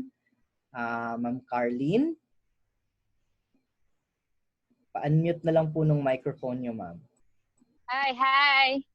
Hello po, good afternoon. Yes, your question po or do you have anything to share? Para po kay Sister Pastor Garlene po from National Council of Churches in the Philippines din. Yung patanong ko po para kay Sister Noemi, no? Parang she said something about yung new normal ay hindi lang dapat doon sa pag-a-adjust natin sa past and present abnormalities na nararanasan natin ngayon. And she said something about it has to be a new creation and it has to be a new reordering. Yung tanong ko po dito, doon nahagip naman yung ibang sharing kanina ni Sister ngayong sa pagsagot niya. Yung ano yung itsura, ano po yung para sa inyo, yung mukha ng new creation at ng new reordering na ito. At nasaan po sana tayo na simbahan sa lahat ng mga pagbabagong ito?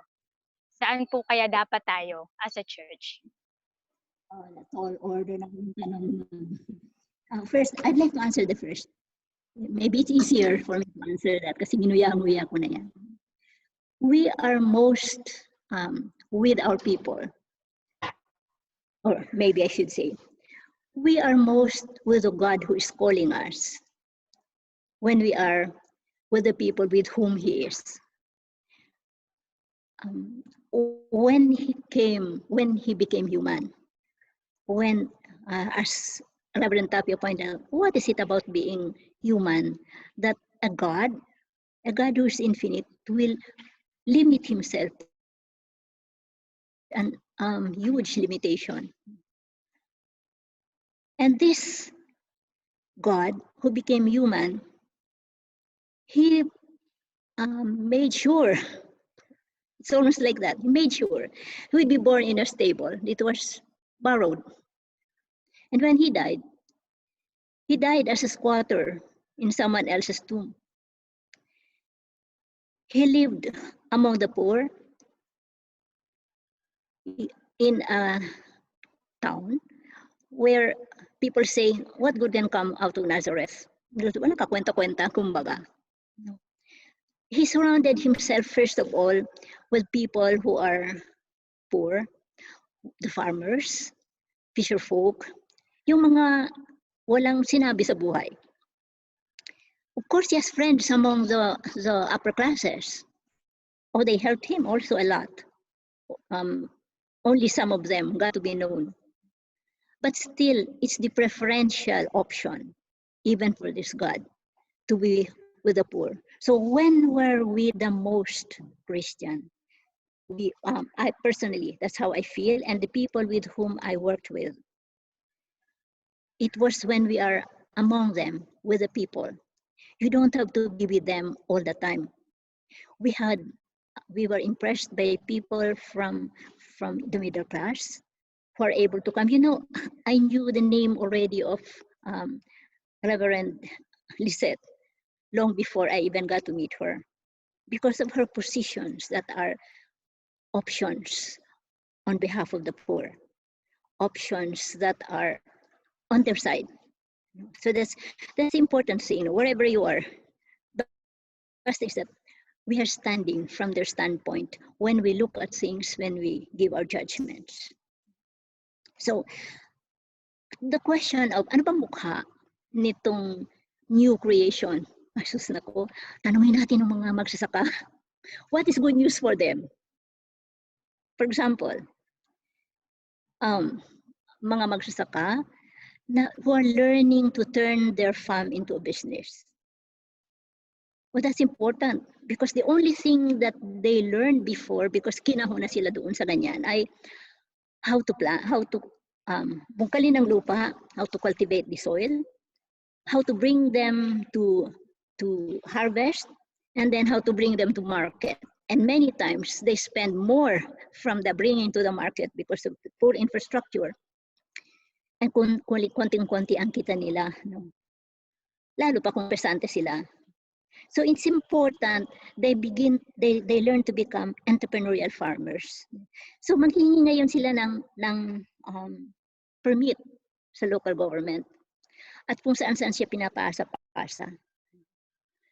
Diyan papasok ngayon yung lamentation na dapat ipapaalam talaga sa public at ihaharap na mismo sa mga sa those who hoard power. So itong pag-define, like what I said, defining the new normal. Who is really in the position to define the new normal? Not those who want to hoard power and hoard the goods of the earth and monopolize the resources of a country. And that's why they also impose their own meanings on the people, on the public discourse. And they say it is, dapat ganito, dapat ganon. Dapat may panahon din na makapagsalita ang mga maralita, ang mga nasalalayan. Ito ang tingin namin ay dapat at ito ang gagawin namin. But then, since they are not in power, they're powerless, there has to happen among them a coming together, an animation which will hold them together. And this is what to me was one of the most important things: community, enlightenment, and community. In an you can have an organization. It is not community. When I meet people na yung bang ang tagal hindi mo nakilala pero parang good friends na kayong dati, simply because you have the same associations in terms of nakakasama sa mga rallies o nakakasama sa mga bungkalan, things like that, no. Parang may sense of affinity, These are the marks of the community.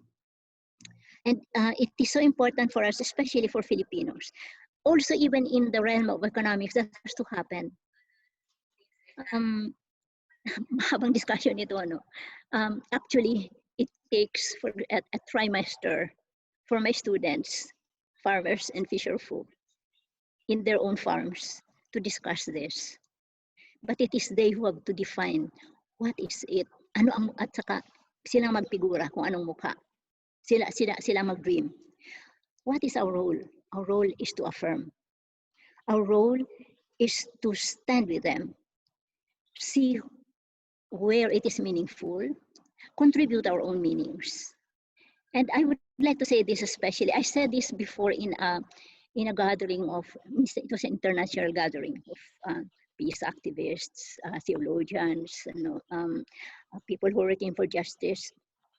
Nakatipon sila nakatipon kami sa isang country.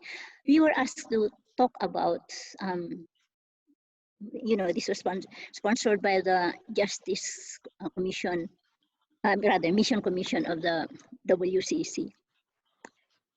I was asked to talk about how ecumenism developed in the Philippines. I told them it did not develop by the dialogue of code, creed, and cult. It developed from a dialogue of life with the people. That's when I got to have very strong friendships with people from the different ecumenical sectors. They have been so inspiring to me, whether it was here or whether it is abroad.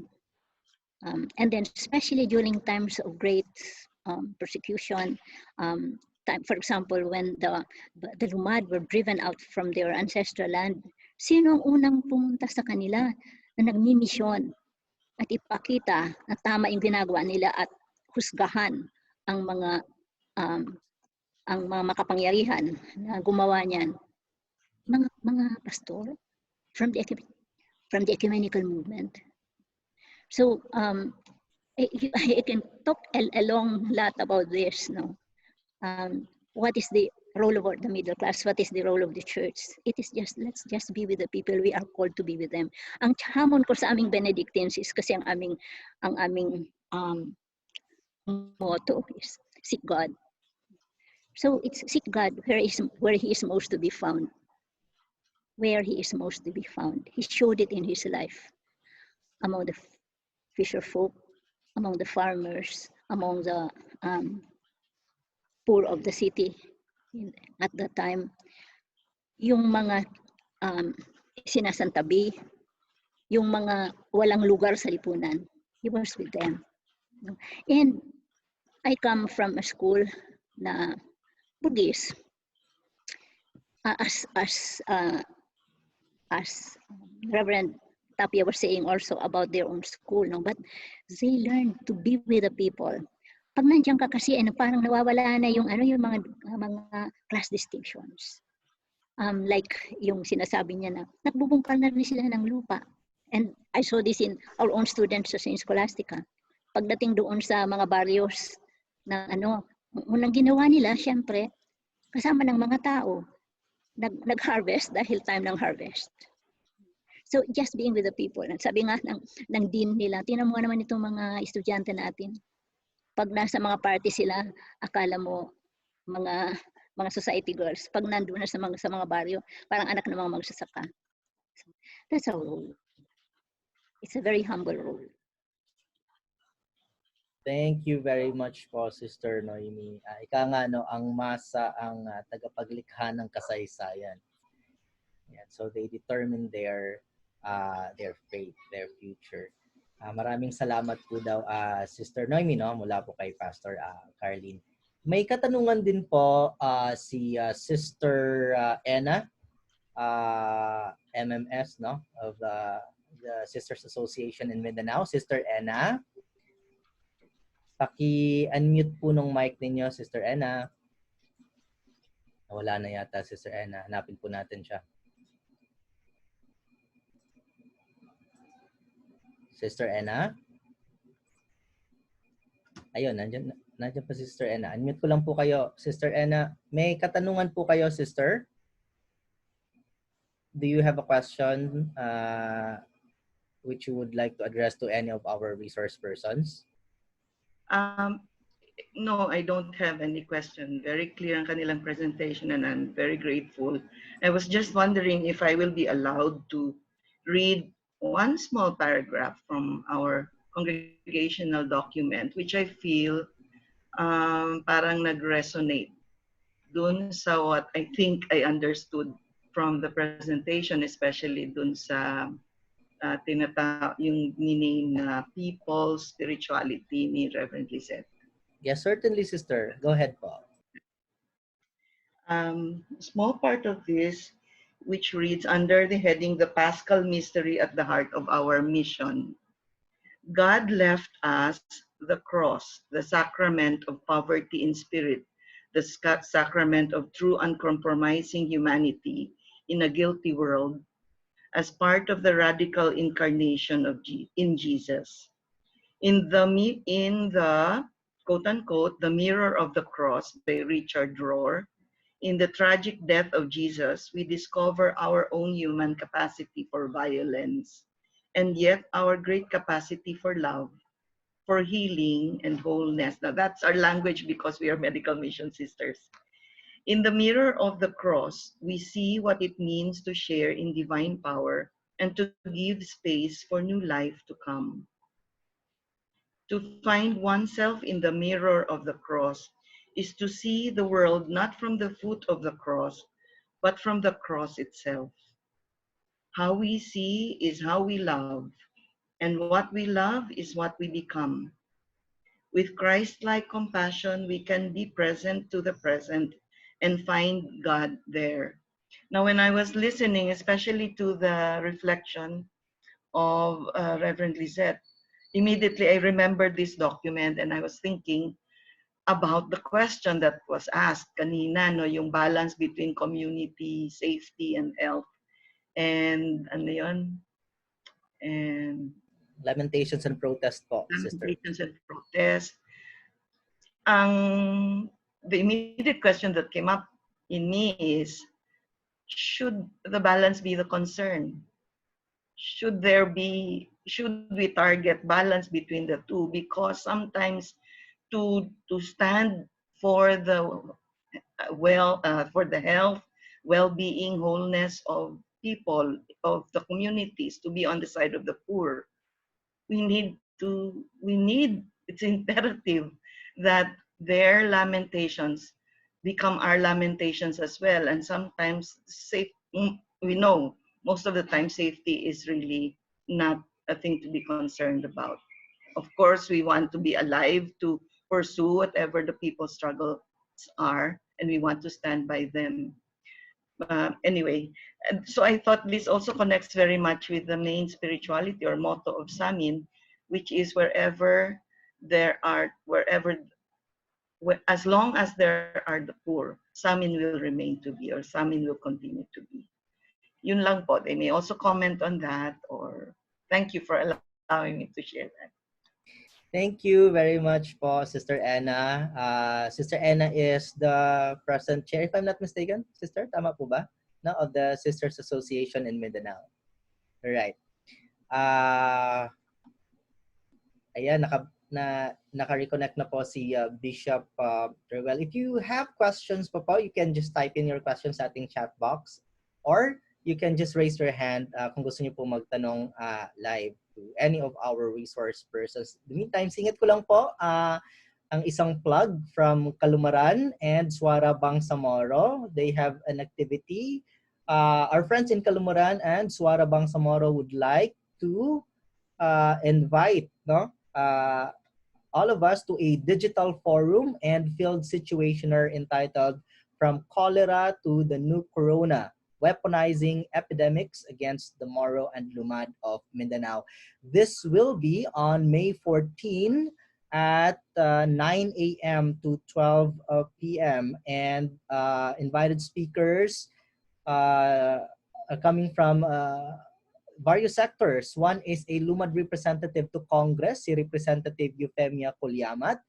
And then another one is a journalist and legislator and former Representative Samira Gutok. And international human rights advocate, Attorney Beverly Longid.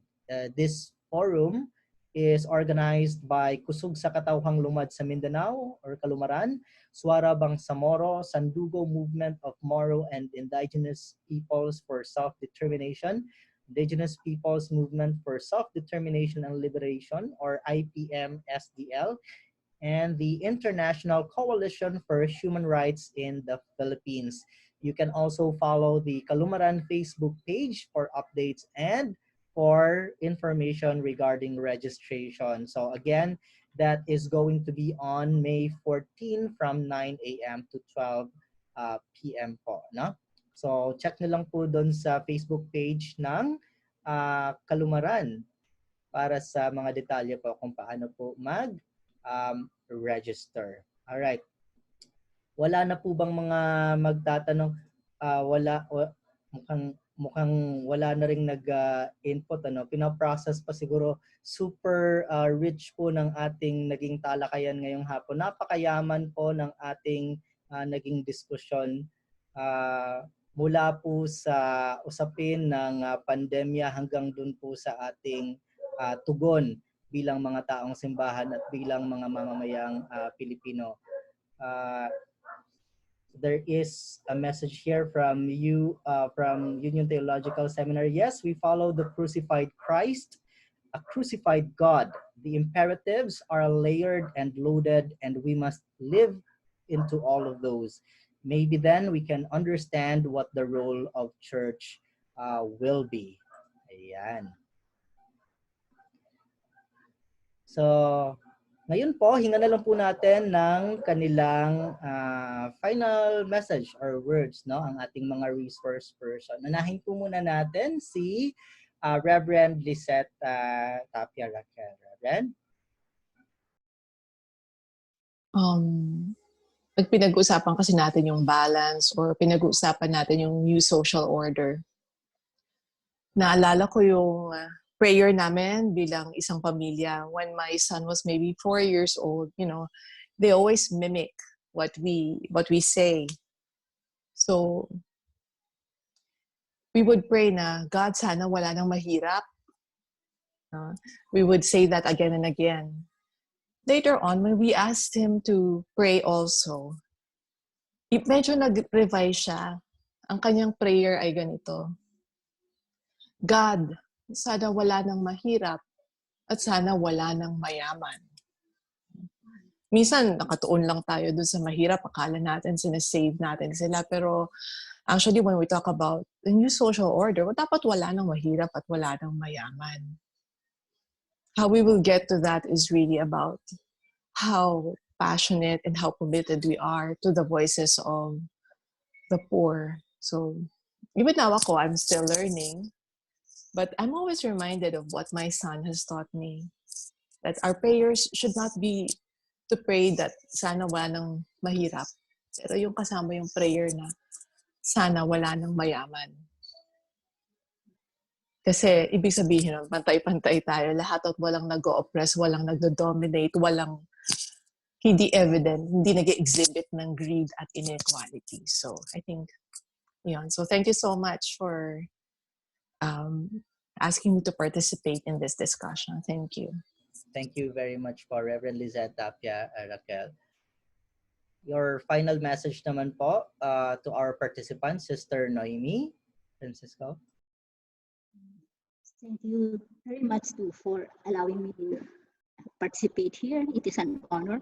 At the same time, it's kind of intimidating for me at the beginning, you know, when before it started. But then wherever we can contribute to the change that we want to happen, whatever be the circumstance in whatever arena, sige lang. So I am hoping that I will be meeting you more and more in the Passover journey of the Filipino people towards a new creation, whatever that looks like. And whatever will be the ups and downs, yung lahat ng mga kung ano-ano mga risks and all of that, we just proceed because God is with us and we are together, and we will bring about the good news. Thank you. Thank you very much, Sister Noemi Francisco OSB. At syempre po, hingan din po natin ang kanyang final message, no? Ang ating main resource person, Bishop Reuel Marigza. Bishop?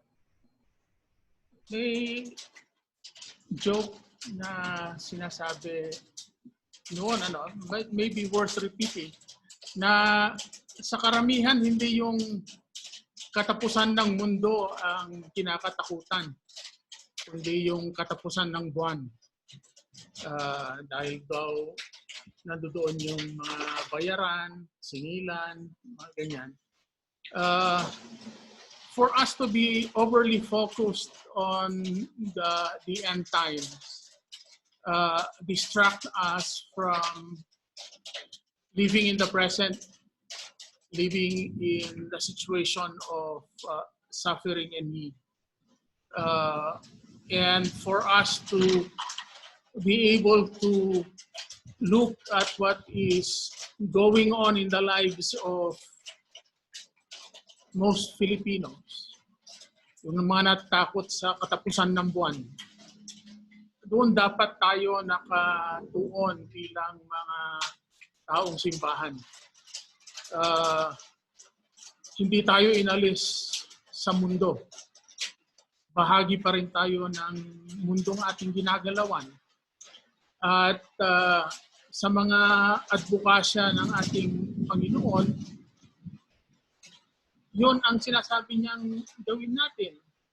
At kung ginawa natin ang mga ito sa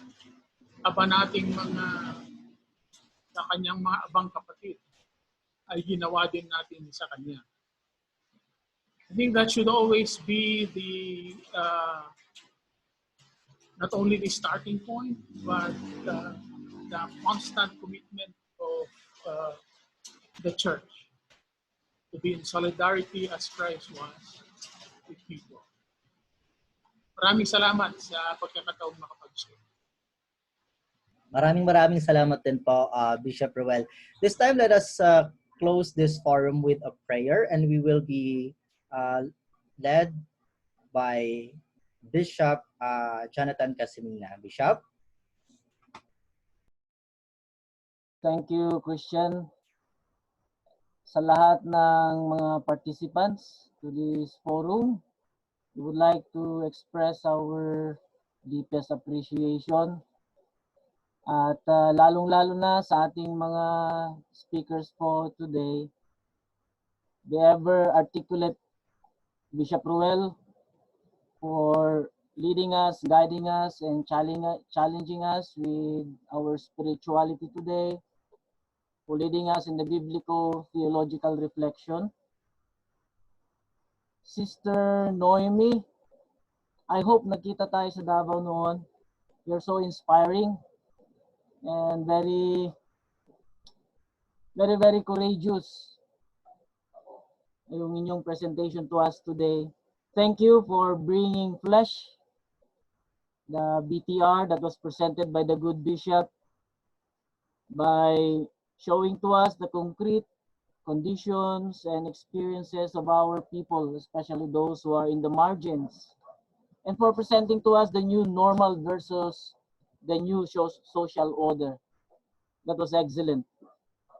And finally, Pastor Lizette, you always provoke our faith, enriching more and more our journey in this world, thinking always outside of the box. Thank you so much. We met before in Tagaytay, and napakaganda, napakahusay inyong presentation sa amin ngayon. And before our prayer, maybe we can be challenged more with what Sister Noemi has told us when she said, seek God where He is most to be found. Whether that God is God of the Lumad, God of the Moro, or God of the Christians, we only have one God. And so let us be challenged by those words of the good sister. And finally, our closing prayer for today.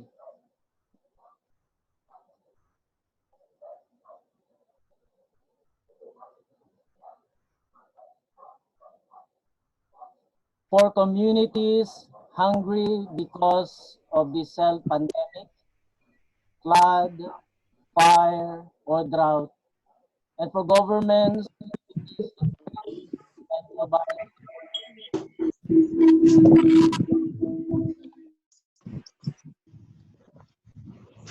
love and justice to overcome greed and vested interest. For farmers sowing seeds and raising livestock to feed the world, and for their care for the land that provides their livelihood. Hear our Our prayer, prayer, and may our our working working lead hands to a new lead to a new dawn, dawn where where the tillers tillers of of the the land land enjoy enjoy as as much much instead instead of of hurt. hurt.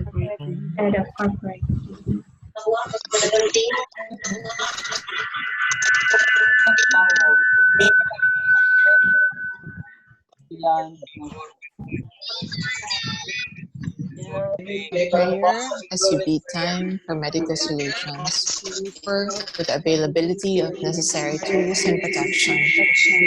Keep Keep safe them embrace. safe embrace at all times. Leaders of the land, navigate the troubled waters with the necessary force and fluency. Hear our prayer, and lighten the difficulties of severely agricultural economy. Lives and livelihood are hit moment Hear our prayer as we continue to strengthen As we continue to unity and strengthen the solidarity solidarity, toward the deprived, and deserted. and deserted.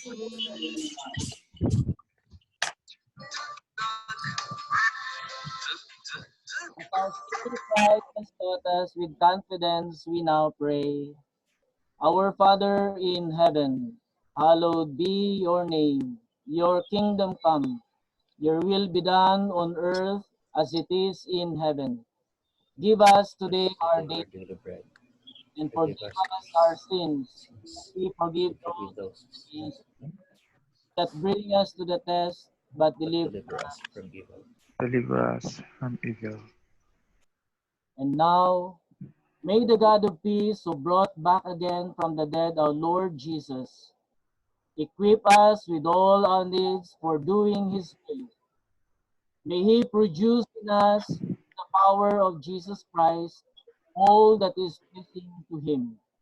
To him be glory forever and ever. Amen. Amen. Amen. Nang sino man ang nabubuhay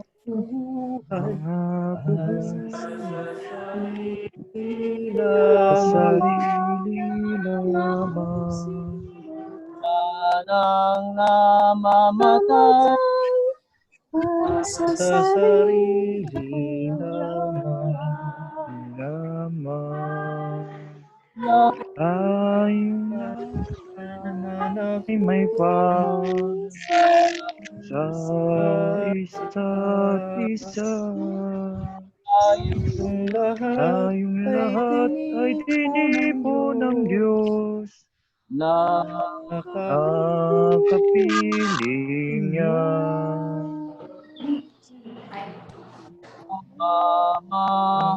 Mahalan at paglilingkod sa kadinuman.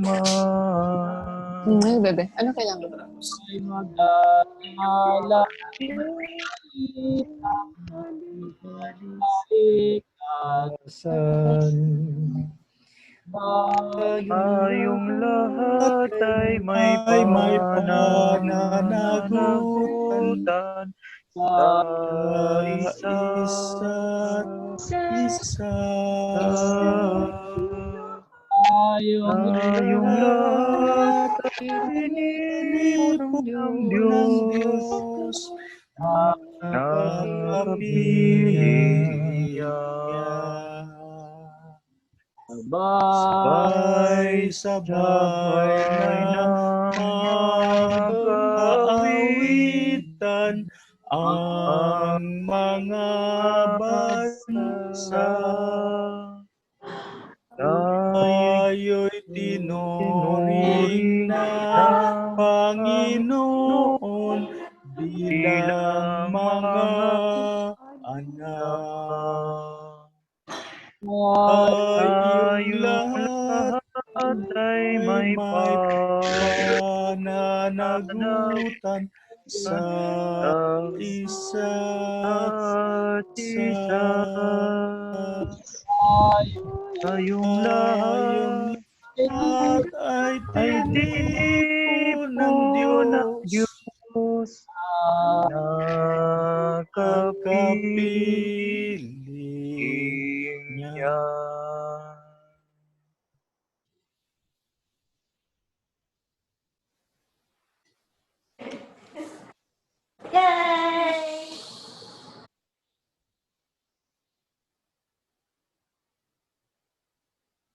That concludes our Mindanao Online Forum series, and we thank Bishop Redeemer Yanez, Bishop Jonathan Casimina, Bishop Reuel Marigza, Sister Noemi Francisco, and Reverend Lizette Tapia Raquel for this very memorable event.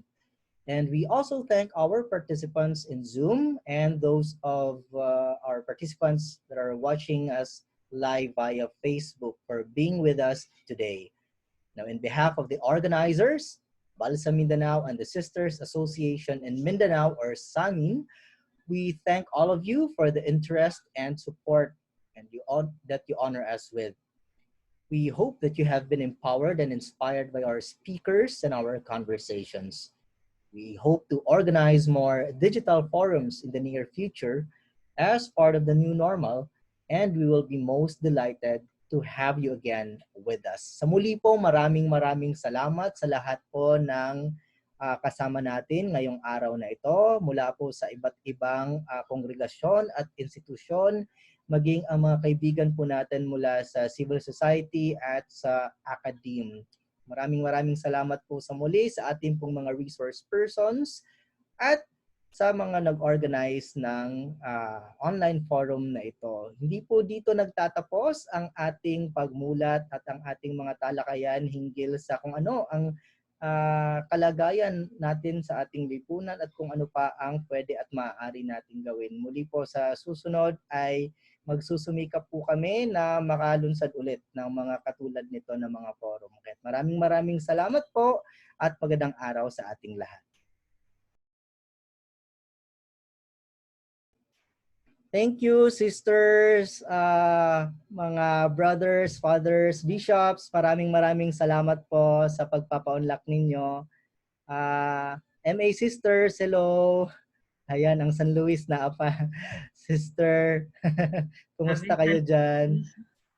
Sa amin, sisters, Union Theological Seminary, thank you po ulit sa inyong since day one.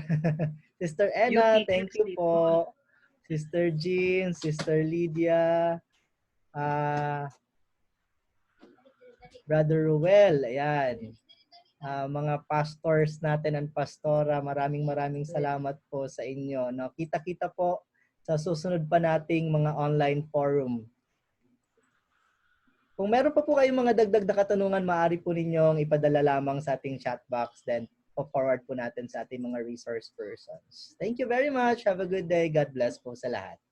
Bless.